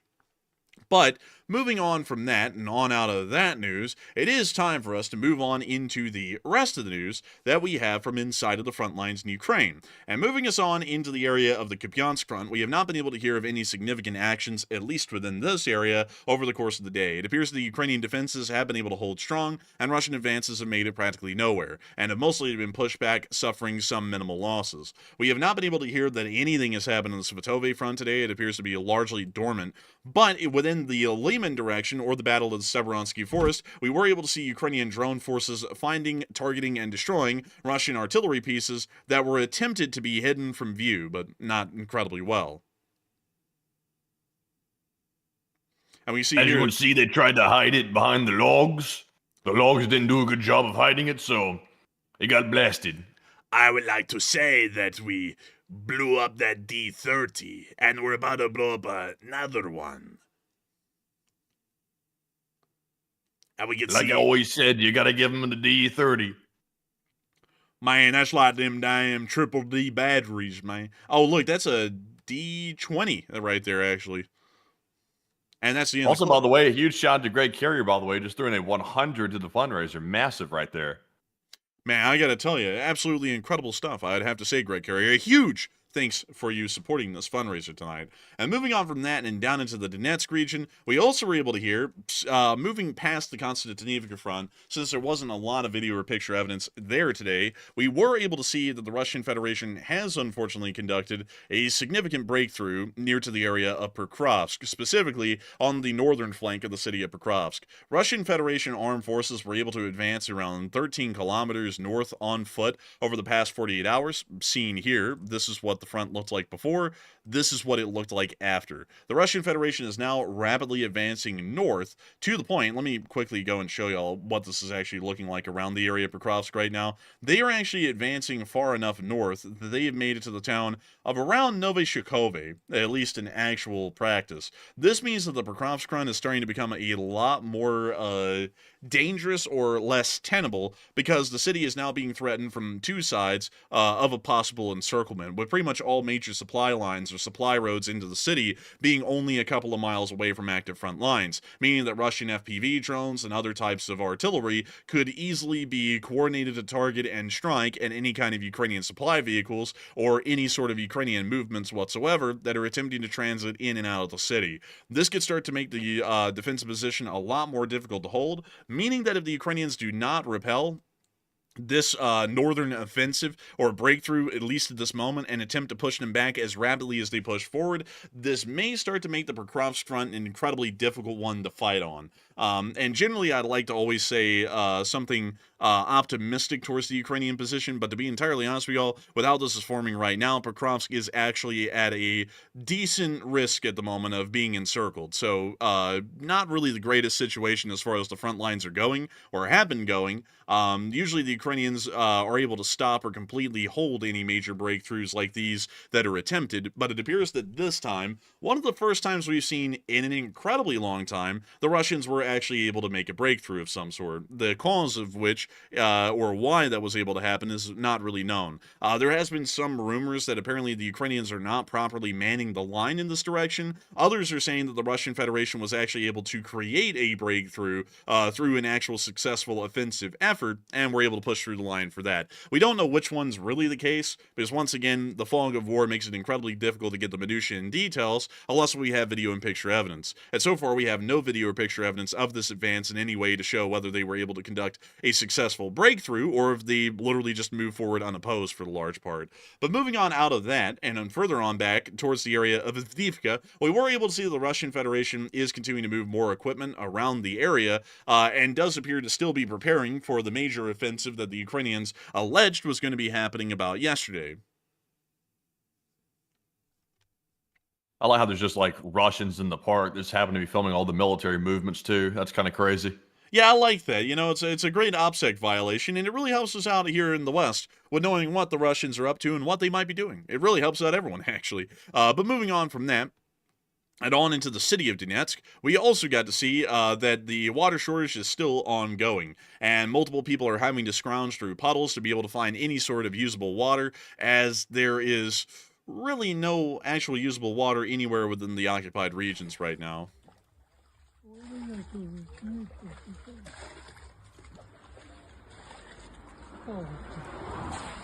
That's terrible right there. And how are they expected to even clean this water up? Like, did they even have any proper filtration methods? Like, boiling that water is not going to fix that, really. I don't really know, actually. I think they're just having to try and drink the water and hope for the best.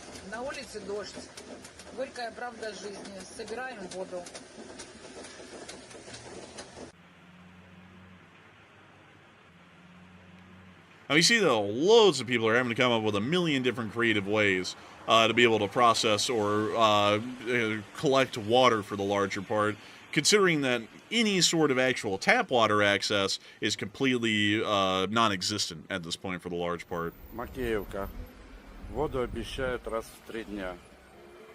Но, ребят, это, конечно, не труба. Man, he's collecting water from the bus Это stop. труба с кондиционера. Man, I wouldn't trust bus stop water. Hell no. Oh, wait a minute, it's coming out of the condenser of an air conditioner unit. И вот вам результат. I wouldn't drink that. Инновации. Yeah, I'm not sure. Do we have any HVAC experts that are in here right now? If BC Skyman is still here, by the way, tell us, BC. I don't know how that really works really well, but is the water out of a condenser safe to drink? Like, even if you try to filter it or something? I don't know. It seemed like that water would be contaminated. Yeah, I don't know. Dude, he's like, I mean, it's dropping off the delicious freon with water. It's going to be delicious. So, like, 1 июля, Буденновский район, улица Электрическая. Вот, пожалуйста, 7:02. Вот такой вот график подачи воды. В дом вообще вода не поступает, в частный сектор. I think this might be one of the most inefficient water collection methods I've seen so far. Вы с детьми как? Also, by the way, BC Skyman said no, so there's the answer. He said blatantly no. So I would think probably no too. That was what I was saying too. He said only boiled. Yeah, I don't think these people are boiling it. Yeah, I don't know. You see more people out in the streets, of course, having to try and collect the water from puddles or any way that they can. Выглядит день воды в Донецке. Супер. Да, уже Is this what they call in Donetsk nowadays, the lottery? Considering that most people don't get this kind of access to water at this point? Maybe so, like the water lottery at this point. Yeah, maybe. Oh, by the way, folks, while this video continues to play, I actually will tell y'all that inside of Iran there is a serious water crisis going on, and they're now cutting off access to the tap for several hours a day, every day at peak usage hours. And also, the Islamic Republic of Iran is now stating that if the situation does not change in the country, the entirety of Iran will be generally without water within the next year. So a pretty serious situation, to say the least.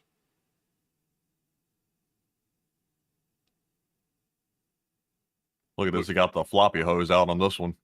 Man, they got that. Oh, look, they got a filter on this thing. Oh, they're Gucci right there. Look at that. They got the Oasis on the thing. I've never seen a like an inline water filter literally out of the faucet spigot like that. Ugh. Oh my God, that looks bad. Delicious piss. Bro, look at that.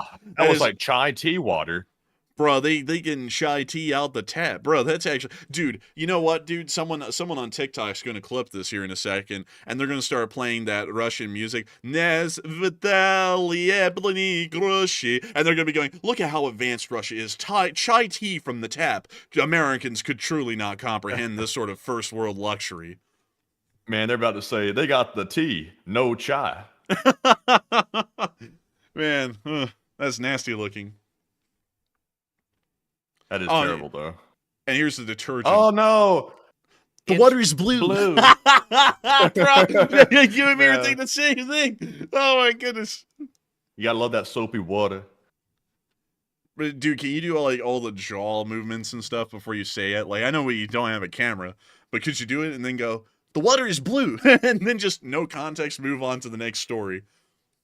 The water's blue.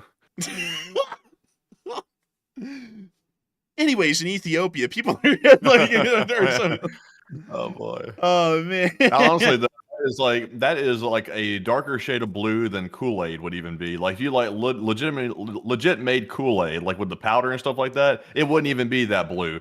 Now seriously, real question, not even joking about this. What the hell causes water to turn blue? Like seriously, what the hell? I honestly don't know, man. You know what this looks like? It looks like Dawn dish detergent. Does this mean that Russians are in the same category as pelicans? Like they all stay clean with Dawn dish soap? Maybe. I don't know. Like I just don't even know. I really like to know what that is. Like I'm very curious about what that actually is right there. It's soap. It's like foamy. It's almost like dish detergent, really. But anyways, moving on from that and out of that clip in Donetsk, it is now time for us to round our way on up. Right on time, as a matter of fact, tonight, folks. I can't believe this. It's perfectly on time. No minute late or less to the speech from the president of Ukraine from today. And he is looking well rested. You know, folks, I've noticed that he actually looks well rested or not, for those of y'all who are paying attention to that, every other day. So today he's looking well rested. Tomorrow he'll look absolutely worn out. And then the next day after that, he'll look well rested. So I guess he's only sleeping like once every 2 days, maybe at this point. But anyways, without further ado, here's the speech from the president of Ukraine. Peach! Бажаю здоров'я, шановні українці, українки. Зараз у Запоріжжі наші рятувальники, медики, поліцейські, всі служби допомагають після удару російських бомб. Авіабомби по місту, по звичайній забудові, по автовокзалу, по одній з клінік. На жаль, є постраждалі. Усі отримують допомогу.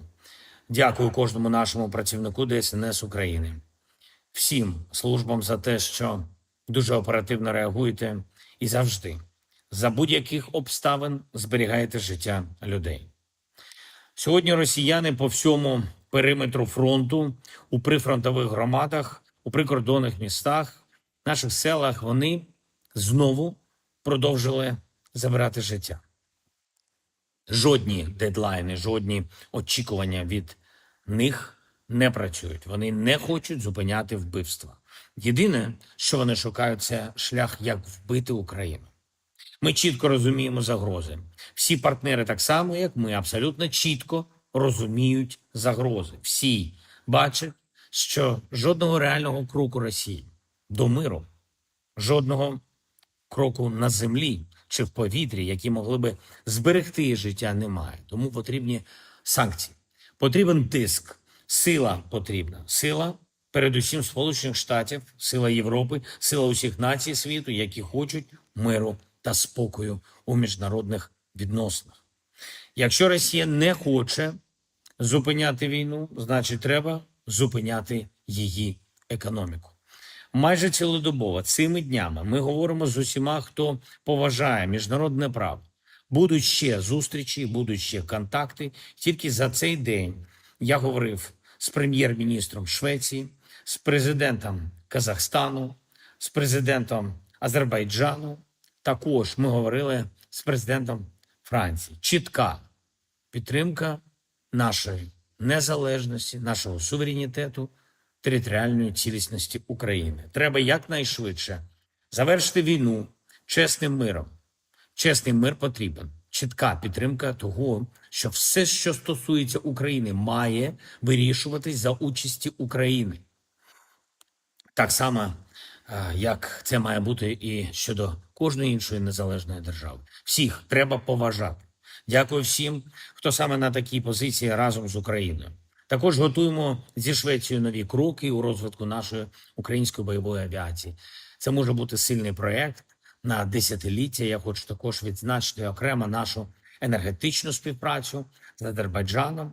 І ми це дуже цінуємо. Сьогодні з президентом Алієвим ми обговорили нещодавні російські удари саме по тим енергетичним об'єктам, які пов'язують Україну та Азербайджан. Очевидно, що це цілеспрямовані атаки. І не тільки по цих об'єктах, а й по нашій співпраці. Для мене особливо цінно, що президент Азербайджану завірив, і це настрій також України, що ми продовжимо співпрацю попри будь-які виклики. Звісно, наша команда працює зі Сполученими Штатами Америки. Жодного дня ми не зупиняємо комунікацію щодо того, як забезпечити справжній мир. Ми розуміємо намір росіян спробувати обманути Америку. Ми не допустимо цього. Я дуже ціную ту рішучість, з якою президент Трамп налаштований зупинити смерті у війні. І щодня багато людей віддають свої життя. Але єдиною першопричиною цих вбивств є бажання Путіна воювати та маніпулювати усіма, з ким він контактує. Ми в Україні добре знаємо Росію. І саме тому в надзвичайно складних умовах українці витримали вже понад 3 роки повномасштабної війни. Ми обов'язково захистимо державу, захистимо свою незалежність. Дякую усім, хто допомагає. Ще одне. Сьогодні була доповідь у головкома Олександра Сирського, в тому числі щодо Сумщини. Продовжуємо витискати російські сили з нашої землі. Є потрібні результати. Я дякую кожному солдату, сержанту та офіцеру, які захищають Україну.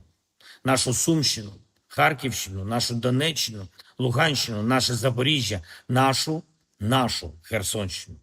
За успішні дії на Сумщині я хочу відзначити передусім 33-й та 225-й окремі штурмові полки. Також воїнів сил спеціальних операцій.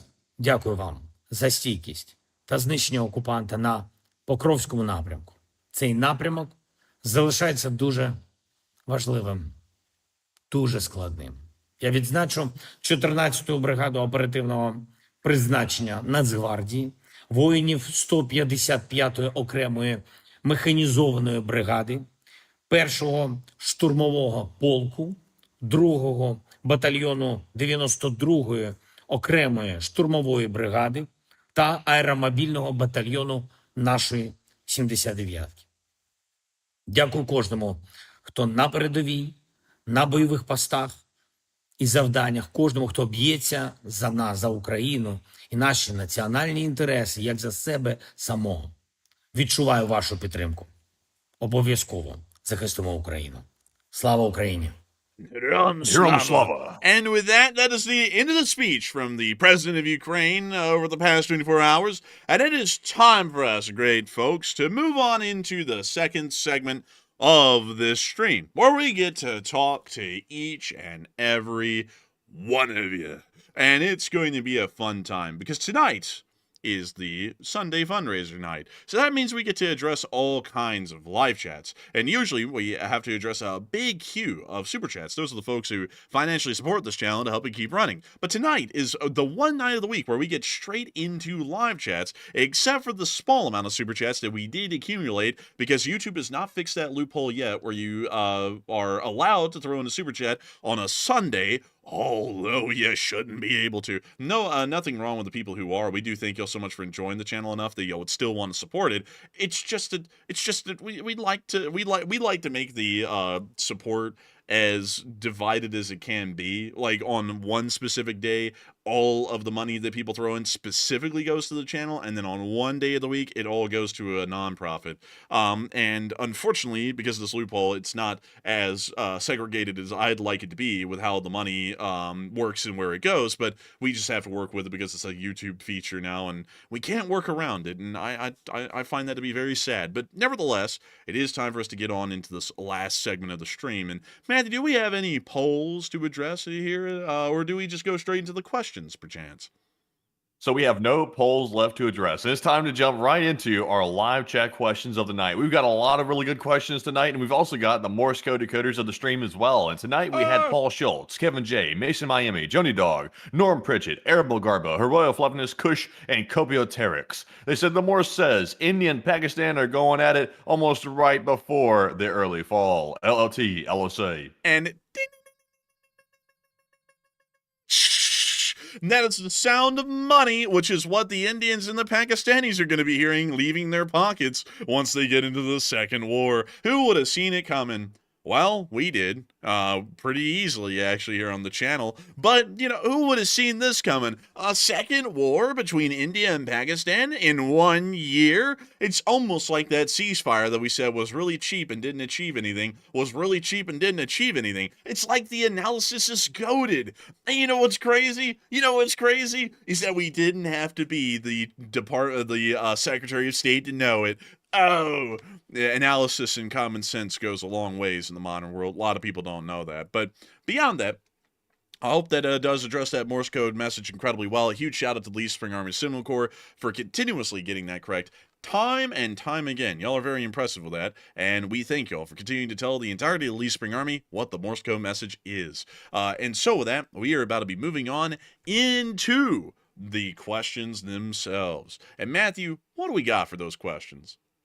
All right, so jumping right into our first live chat question. We have one from Destiny Edgington, who said, is Pakistan friendly with Iran? What's the connection between those two countries? They're actually unfriendly. They don't really like each other. They're both Islamic republics by name, by their official naming definition, but they don't like each other because Pakistan generally views Iran to be an instigator, because the same terrorist groups that Iran supports in the Middle East, they kind of support in Pakistan a little bit, or those groups end up conducting some kind of action in Pakistan. And so Pakistan doesn't really like them all too much, and Iran doesn't like them. There was actually a time back in the day on this channel, not that long ago, and I think it was right down here at the city. Yeah, it actually was at the small little place, Krum. There was actually a small border skirmish that happened between the Pakistanis as well as the Iranians. So a little bit interesting with that, actually. So, yeah, they don't really like each other all too much. They're not to the point of being openly hostile, but they certainly are not friendly with each other. And so with that, I hope that does address that the best I can, at least from what I know at the moment. And with that, we are on to the next one. All right, and our next one here goes to Danny B. He said, do you have any new news on Cambodia and Thailand, and how is that whole situation panning out?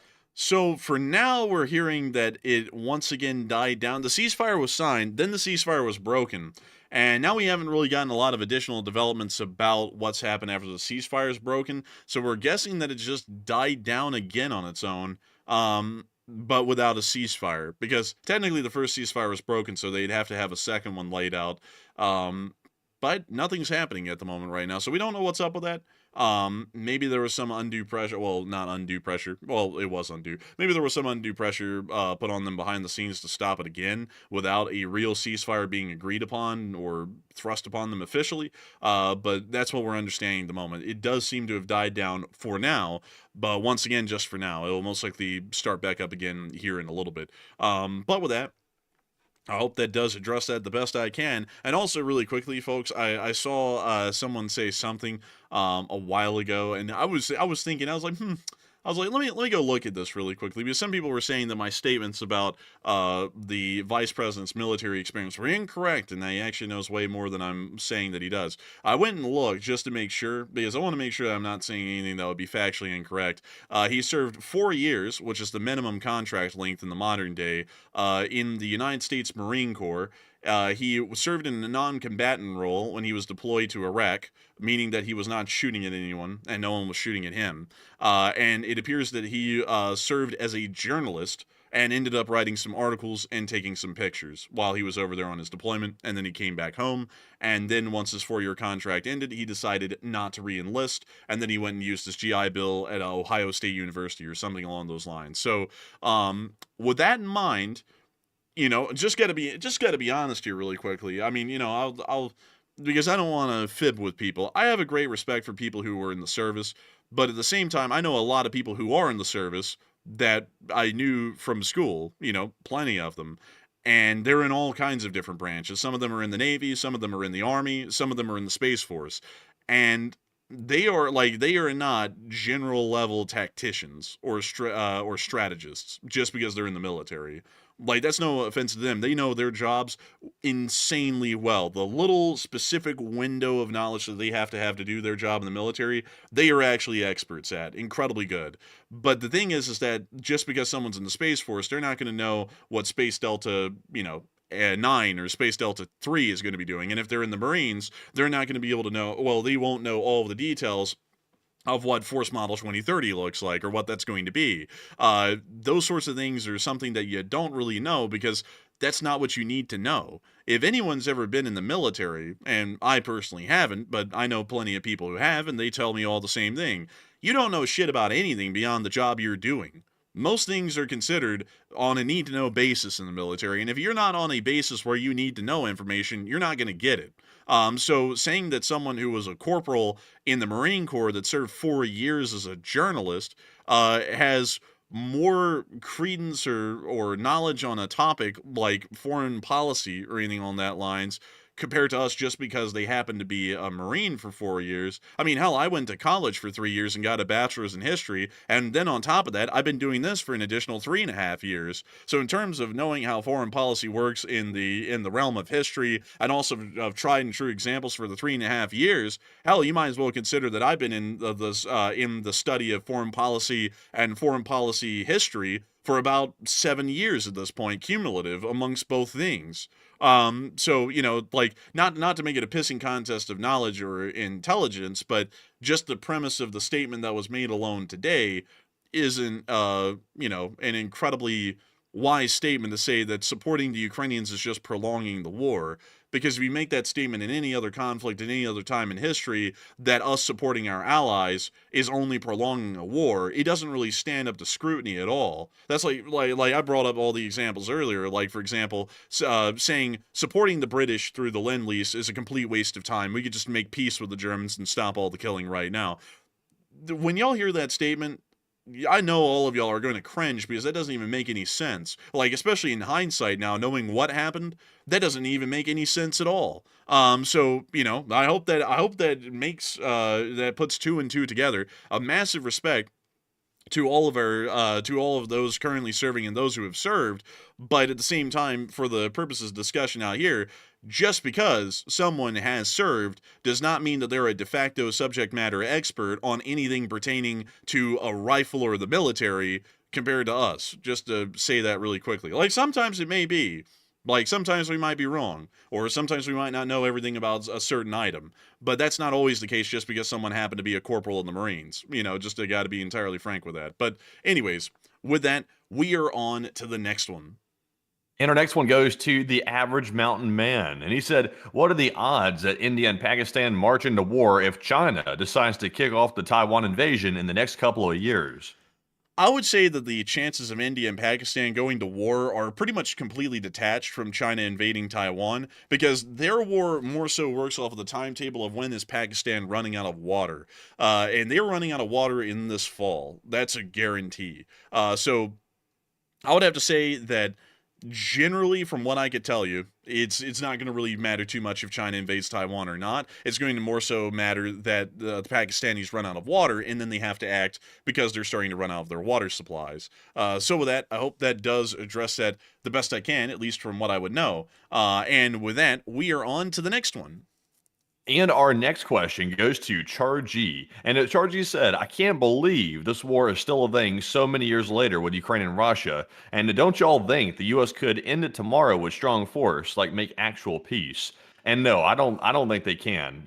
The U.S. really has no leverage over Ukraine or Russia right now because Europe is willing to stand in the place of the United States if the U.S. wants to back out of supporting Ukraine. So really, in reality, the only thing the U.S. can do is try to put pressure on Zelensky to end the war. But the only way to end it is if Zelensky decides to give away Ukrainian land. He can do that according to the Constitution of Ukraine. Also, his people don't want him to give away land. And number three, it would be the wrong thing to do geopolitically because you're sending the signal that dictators can invade foreign countries and take bits and pieces piecemeal until they eventually take the entire sovereign country. So there's really no way to end this thing. And also, Russia really doesn't want to end it either because, like we mentioned before, the whole Russian economy is built on a war economy. So the moment they stop producing weapons, missiles, munitions, etc., is the moment the very, very fragile base of the Russian economy that's already hanging on by a thread just goes straight down the toilet. So that's why that's a pretty good indicator that Putin is once again stalling because he has no real way out of it. Zelensky has no real way out of it either. So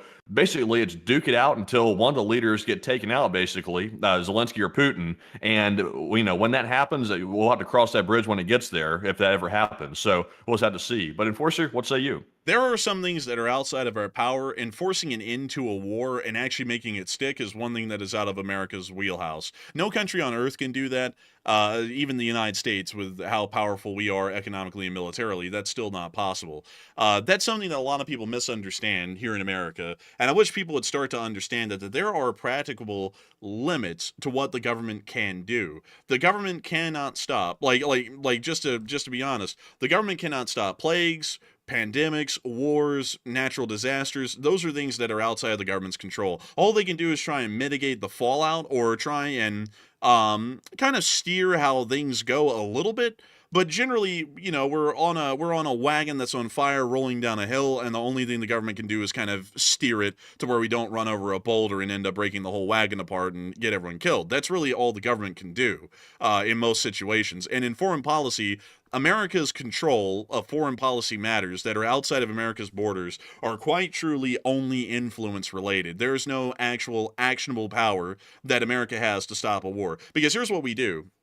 In say an example where we use military force to try and stop the war in Ukraine, we put our military up on Russia's border and we say, you're going to stop now. And there's nothing that would make them stop even then. You sit there and say, the Russians would sit there and say, oh, screw you, we'll kick your ass. And then they start firing at U.S. forces across the border. And now we just created a war with the Russians.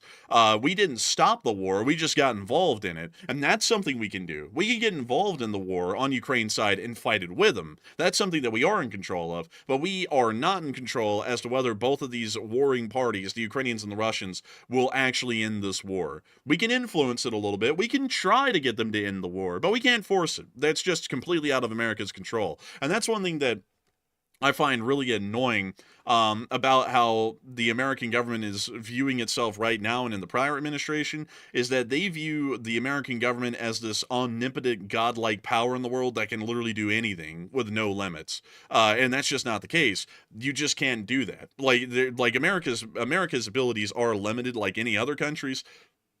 And forcing an end to a war or an end to any war happening in the world and making it work is next to impossible. You can sometimes try and find an end to it. Like, that's not to say it's impossible. There have been times in prior administrations and in prior parts of U.S. history where we did negotiate a peace between two parties. But we also have to remember that there's a lot of nuance to that as well, as far as to how that went with us negotiating the ends to conflicts. Like, for example, when Theodore Roosevelt negotiated the end to the Russo-Japanese War, he did that after the Russians suffered a blistering defeat at the Battle of Tsushima and also suffered a blistering defeat on the hills of Manchuria. And that is something that is incredibly important to remember. Theodore Roosevelt didn't just come in and stop a war when it was at its head. He came in at the tail end of it when the Russians had been clearly beaten by the Japanese and negotiated a peace in that footing. Right now, the Russians are getting beaten pretty badly by the Ukrainians economically and militarily, and the Ukrainians, as a foreign support, are still hanging in and fighting. And in that current state, the Russians are getting close to ending it, but they're not close to the point where we can actually force an end to it. And once again, we can't force anything. We can only encourage both sides to stop fighting and try and find common ground, but only if they want to. Indeed. And also, by the way, excuse me for sneezing there. I was trying to desperately get to the mute button, but I couldn't quite get it. But also, by the way, a huge shout out to Nerdo, by the way, who just threw in a $100 donation to the fundraiser and brought us up to $2,881 raised. And a huge shout out to Nerdo for that generosity. Hey, and a big shout out to Nerdo for the massive support of the fundraiser. And that is, of course, bringing the fundraiser on up to a whopping $2,881 raised. Truly amazing, actually. And so with that, I hope that does address that the best I can. I hope that also answers the question the best I can with that as well. Because also another thing I have to say, and this is something that's just getting completely removed even to the American public. And this is one that I find these sorts of things annoying because people act like the government can do everything. Like, for example, in the earlier part of the 2020s, when the plague was traveling through the country, and the world for that matter, there's only so much the government can do. People are going to die. It's a disease. Well, it's a virus traveling around. People are going to die. There's only so much the government can do. They can try and mitigate some of the deaths, or they can try and find some way to work around it, but there's only so much they can do. They can't create a be-all, fix-all to it. And that's something that I found really annoying back then, is that the last administration and the administration before it both pretended and also acted like to the public, and the public also acted and believed that the government could just stop the thing. It's like they can't. Like, it was like, when the world, like people are going to think that it might be within their power. When in the world would that ever be in their power? Those sorts of things are just out of our control. Like, we can try and steer how it will end up turning out in the end, but the event's going to happen no matter what. We can't just sit there and go, by the authority of the government, we're stopping this. It doesn't happen that way. It doesn't work that way. Kind of like you can take that example everywhere. You know, when a cop shows up to evict someone with an eviction order, you know, a police officer, if they were in complete control of the situation and they were able to just run things like people think the U.S. Government and a nation can run things around the world, the police would show up and say, we've got an eviction order, come out. And the person would come out, stand over there, and they would do nothing. And they'd be completely quiet, and they'd do exactly what they're told. And then they'd be evicted. But the reality is that when they show up with an eviction notice, they're only in control of how they can react and how they can steer the situation. They're not in control of the person they're going to be evicting. So they could come up, hey, excuse me, we got an eviction order. F you, pig! And then they whip out a gun and start shooting at the cops, and the cops have got to go run for cover and get in a firefight with this guy. They can control how they react to the situation, but they can't control the person they're trying to evict. Same thing with every other situation. You can only control your own actions and try and maybe persuade or encourage actions from another thing that's separate from you, but you can't actually control that other thing. It's out of your control from beyond just trying to influence or persuade them to do something, and you just have to react to whatever's happening. So with that, I hope I've addressed that in 3 different ways of explaining it. I hope one way made sense. I usually do that because sometimes my explanations don't make sense, so I try and explain it in a different way, so hopefully it does make sense, so that way at least one of them will stick. But with that, we're on to the next one. All right. Also, I ran a poll, by the way. It says, are you in favor of giving away foreign countries' land to Putin like a juicy $1 McDonald's hamburger? 86% said no, and 14% said yes. And to be all like serious here, we don't even have the ability to give away foreign countries land. All we can do is tell them to do something, and they can say no, and that's the end of it. So we don't even have the power. So no is the answer in reality, and also no is the answer in my opinion as well. But with that, we are now jumping on to our next live chat question, and this one goes to JC the Music Man, and he says, with most problems in the world tied to Russia, what do you think the world should do to stop their aggression? I would say the only thing we can do is implement further sanctions against them and remilitarize to prepare for a conventional war that might happen, generally to deter them from starting one because it would be impossible to win. That's what I think we generally should do, in my opinion, and that's really the only thing we can do. So with that, I hope that I've addressed that the best I can, and with that, we are on to the next one. And this one goes to, yeah, they did that. Who said, how do you see the Russia-Ukraine war ending? Was Zelensky refusing to cede land, rightfully so? And even if he did, would Putin even stop? And how does this end in a bigger conflict? I would say honestly that the Russia-Ukraine war is probably going to end with one of the countries collapsing completely. That's my guess. Russia is either going to collapse completely because their economy is going to hell in a handbasket and they can't function anymore, or maybe, well, I was about to say maybe Putin gets deposed, but I really doubt that. The Russian people don't seem to really want to stand up to him very much. But the Russian economy imploding is the number one way for Russia to fall. The one way for Ukraine to fall is if they make stupid decisions, like, for example, taking away the independence of the corruption bodies. If they do something like that, they could have internal political problems, and then Ukraine starts having an issue with the entire war because internally they start basically fighting from within. So as long as Ukraine stays unified, they'll be good to go, and as long as they keep getting European support, they'll be good. And with Putin, if he keeps getting Chinese support with economic support and purchases of oil, he'll generally be able to keep it going, at least in the short term. So there's really no end to this except for fighting it out, at least in my personal opinion. I don't think a negotiated peace is going to work. I don't even think it's possible. But Enforcer, what say you? I would agree with Matthew on that. I don't think a negotiated peace settlement with the Russian government with Putin in charge is ever going to work. I think that the war just has to keep going until the Russians collapse. That's really the only answer to it. Would people want to hear a different answer? Maybe, but am I trying to, well, like as far as like before these people even start coming out of the woodworks to say their goofy statements, are y'all wanting me to say sweet little things to make you happy, or are you wanting the truth? Because this is the truth. There's no way to reach a negotiated peace with the Russians.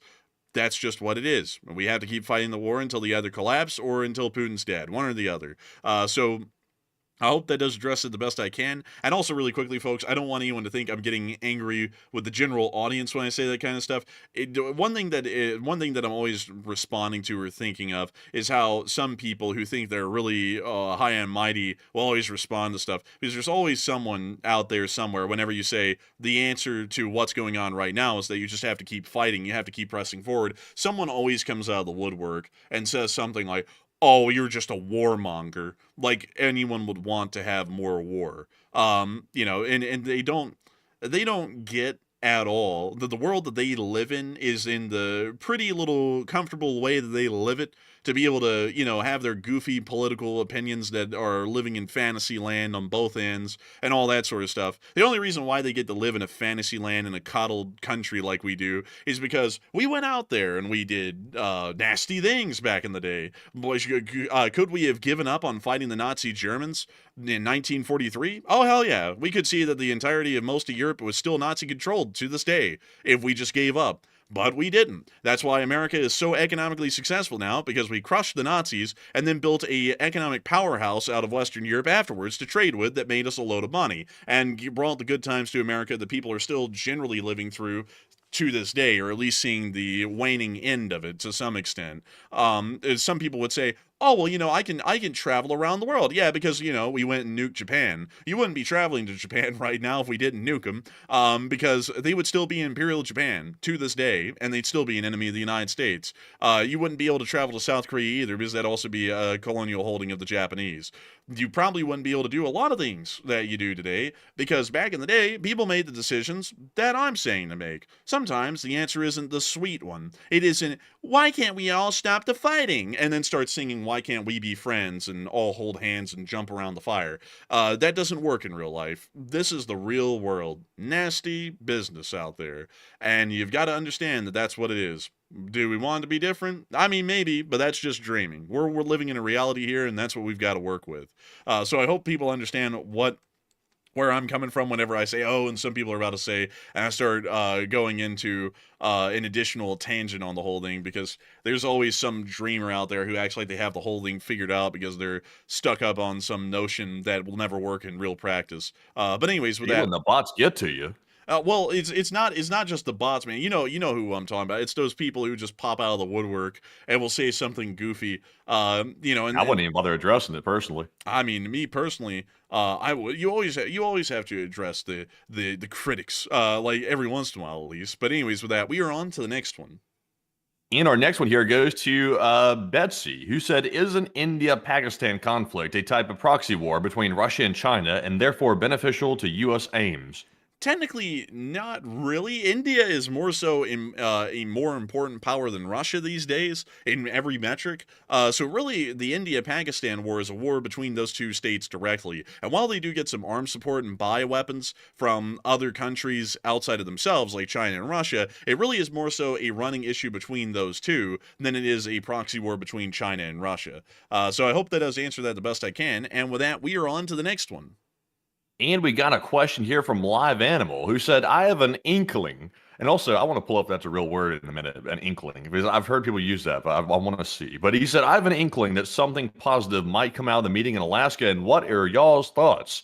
And I don't personally think that anything can come positive out of it, except for maybe a photo op for the history books. So it might benefit one person's legacy. Good for them for getting the photo, I guess. But at the same time, though, what are we really hoping to get out of this? Because, like we said, the Russian economy can't stop the war economy, because if it does, it's going to collapse. Why would Putin agree to collapse his own economy? He's not going to do that.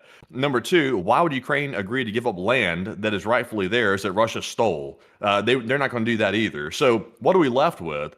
Nothing. Zero. There's nothing reasonable on the table except for let's keep fighting it out, or let's get our photo, one or the other. But Enforcer, what say you? I would have to say I don't think really anything positive is going to come out of the Alaska meeting at all. I don't really have a lot of high hopes for it, because so far hoping for anything positive to come out of the current foreign policy actions of the United States has been ill-fated. I tried for the longest time for the first 4 months of the current administration to be optimistic and to say that things would hopefully get better.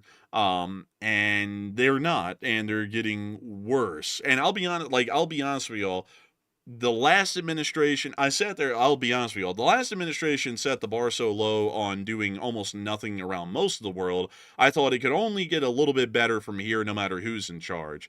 And now it's turning out to be the case that it's not just the same, it's worse in some instances to some extent. So, generally, am I expecting anything positive to come out of the Alaska meeting? Not necessarily. But anyways, with that, we are on to the next one.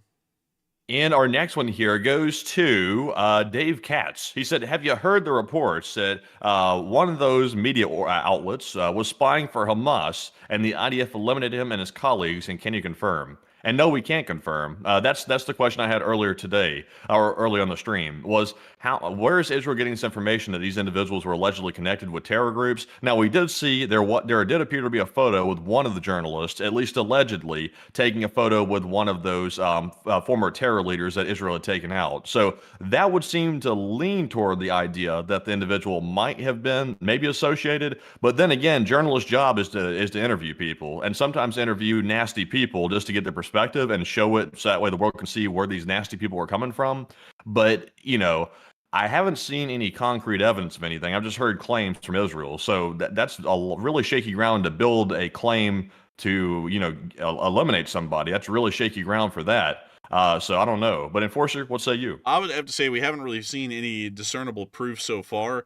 And also taking a picture with Nasrallah and a couple of the other people that have been killed so far doesn't really say that you're a terrorist, because like having a picture with someone or taking a picture of someone doesn't mean you're associated with them. Because there's a lot of reporters here in the United States that have interviewed Putin and have, been on film talking to him. It doesn't mean that they're a part of the Russian government or that they're some sort of a Russian sympathizer. They are a journalist. That's their job, to talk to these people and ask them questions. Comes with the territory. So saying that someone's picture was taken with some terrorist leader and then insinuating to say, because of this picture, we have definitive proof this guy is a terrorist, that seems to be a little bit of a stretch at the moment. And then I heard some people saying, well, actually, they have the employment records and documents for Hamas. And I was like, Hamas keeps those? And where? And how in the world do the Israelis get a hold of those and be able to say, oh, yeah, this guy is definitely a terrorist? Wouldn't they have said at some point that Al Jazeera's journalists inside of the Gaza Strip are terrorists? Instead of just saying that right now, like, oh, by the way, they just happen to luckily be terrorists. I think Israel's claimed that before. I think they've claimed that before. No, interesting. I actually didn't know that. But once again, just working off what I know at the moment on that situation, it's really crossing a line for the most part to kill a journalist. It happens from time to time. It happens in all wars, really, wherever war journalists are. Some of them will end up getting killed, but it generally crosses a line. Because if y'all don't remember, there were journalists at the beginning of the war in Ukraine that were killed, and the Russian answer to them conducting their journalistic efforts in Ukraine was that, oh, they are enemy agents of the West and spies and such, and so no harm, no foul, that we accidentally killed them. And does that really make a lot of sense? Not quite. And also, just because these people are inside of the Gaza Strip conducting a journalistic job, does that necessarily mean that they're terrorists? I mean, it doesn't necessarily mean that all too much. That's a really hard sort of a connection to make there. So, hope that addresses that well. But as far as Israel going overboard, Israel goes overboard a lot in reality, and then they try and justify it afterwards. And that's always something that is a very questionable thing, because generally between the two groups, Hamas or Israel, we're obviously going to support the Israelis because they're not chanting death to America. But at the same time, as far as the side of making sure not to conduct crimes against humanity or war crimes for that matter, the Israelis, just to be entirely honest with you all, in my opinion, are generally usually walking a very fine line between things that are acceptable under the rules of war and things that are teetering onto the face of a war crime or a crime against humanity. So I hope that does address that somewhat well, at least in my opinion, in my 2 cents. But the Israelis have got to exercise a good deal more caution, because it could be the fact that that guy wasn't a terrorist and they're just trying to cover their tracks. This isn't, like, also, by the way, really quickly, I got to remind you all of something that did happen a while ago, and this is something that a lot of people kind of brushed under the rug and didn't get a lot of coverage. Israel ended up killing, I believe, 5 hostages at the beginning of their first attempts to go into the Strip in early 2024. They killed 5 of them on accident. And when they killed them, they first tried to cover it up and say, oh, they're all Hamas. And then 2 days later it came out, well, actually, some of them might have been hostages. And then it turned out all 5 of them were hostages that had managed to escape and were trying to make it to the Israelis. And the Israelis lit them up like a Christmas tree and killed all 5 of them before they could even make it clear that they were hostages that had ended up freeing themselves and escaping from their captors. So it's not entirely out of the question to say that the Israelis could just be going out of their way to do crazy stuff and then try and cover it up later, because they've done that before, and it's not something that's out of the question. So I hope that addresses that the best I can, at least. And also, I see someone saying, you missed the receipts. Yeah, well, they had receipts for all the hostages that actually escaped as well, at least for 48 hours, until they decided to come out and reluctantly say, some of them might have been hostages, and then they said all of them were hostages. So you have to remember that as well. And, who's to say that this situation isn't something that might be similar? You have to scrutinize everything with this sort of deal, because giving carte blanche to someone to say, yeah, you can strike anyone, and generally as long as you say they're a terrorist, you get a blank check to say that it was, and no one questions it. You got to scrutinize this kind of stuff, because then you start crossing a line to where they could just start bombing anyone in the Strip. And, who's to say they may or may not be doing that right now, and then just say they're all terrorists anyways. Kind of like we did in Vietnam, where, the U.S. Army would end up greasing a whole village and then just say that they're all Viet Cong. That kind of deal. You can start to cross that sort of a line. You got to be careful of that kind of stuff.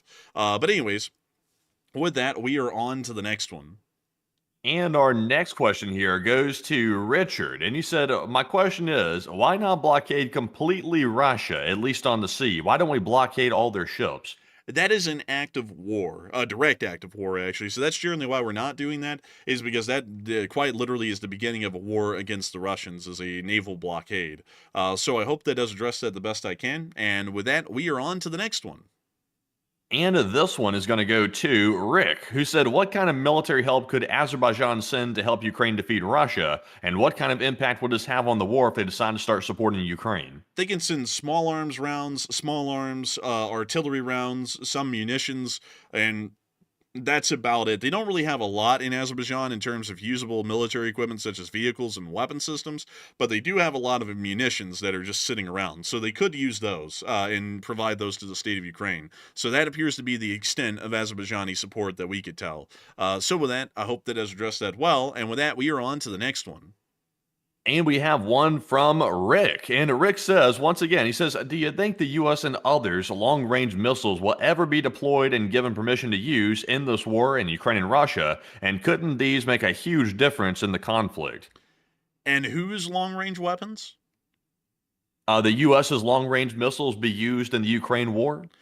I would have to say that for now, I don't think so, because the president of the United States is waffling enough that I'm not even sure if the Ukrainians are ever going to ever get any future significant support beyond the criteria that they've already been given in the past. So I generally doubt it at this point because, it's 2 days after the August 8th deadline and nothing's really changed. And I'm kind of thinking that this is going to be the status quo from here till Kingdom Come at this point. So I hope that does address that the best I can. And with that, we are on to the next one.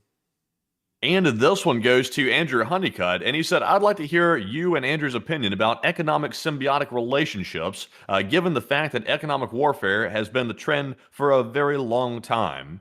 Now, on that one right there, now I will ask for clarification on one thing. When you say economic symbiotic relationships, given the fact that economic warfare has been a trend for a long time, let's see here. If you're saying that war is something that is maybe needed to drive maybe economic growth, if that's what you're saying, I'm not really sure exactly what the question's asking. But Andrew, if you can provide some clarification, we can answer it. But unfortunately, do you understand it? Unfortunately, at the moment, I don't. So if we can get a clarification on that, we can circle back and answer it then. And so with that, we are on to the next one. All right, and our next question here goes to Sheffield, and he said, if Pakistan goes nuclear, it might not affect America, but more than likely affect Europe, so I think we should all try to help resolve the situation between the two countries, and what do you think? I would personally say not necessarily. I think whether or not it'll affect the Europeans or anyone in the Western world if they end up nuking each other, I don't really think we should get involved. India has been wildly unappreciative of U.S. support in the past at this point that we provided to them literally within this year, and we have no connections to Pakistan whatsoever. So if those two countries want to nuke each other, that's unfortunate, but that'll be their call. I don't really think that the United States needs to get involved in this matter because this is pretty much an entirely internalized matter between a BRICS state and a Chinese-supported state, meaning that we really don't have a stake in this whatsoever to even really care. So I would say, if the Europeans, I would never say this unless if it was this instance, because I truly find American involvement in this situation to be absolutely pointless at this point. If the Europeans find this of a concern, they can try and get involved, but America has literally no stake in this whatsoever. Like hell, if India isn't even on our side anymore and they're making it clear they're doubling down on being a BRICS member and they want no relations with the United States, we don't even have a strategic ambition anymore in this region. We have a strategic ambition in Europe to be present in supporting Ukraine and putting the Russians at a disadvantage, and we have a present and strategic advantage or ambition within East Asia to be able to put the Chinese at a disadvantage. But as far as what's going on in the Indian Ocean, at this point, we have none. Hardly at all.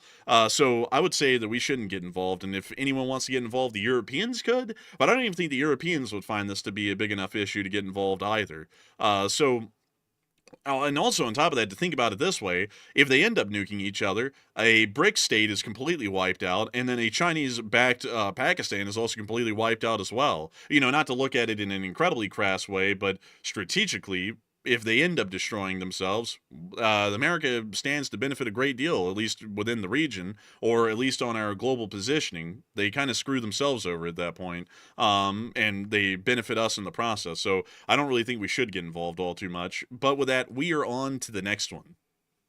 All right. And also, by the way, Andrew did provide some clarification here, and I think I understand what he's asking. He said he was talking about how different countries rely upon each other and what economically, and what are the implications. And I think what he was trying to say was, like, for example, between the United States and China, how there is a bit of an economic symbiotic relationship between the two when it comes to trade. And typically, economic warfare is a huge component of the modern warfare environment. How does that play into it? I would personally say that that probably would not reduce the likelihood of war, because war is typically something that is a last resort when a country feels they have no other option. They can't talk things out. So reason and logic kind of go out the window at that point when countries start getting that desperate.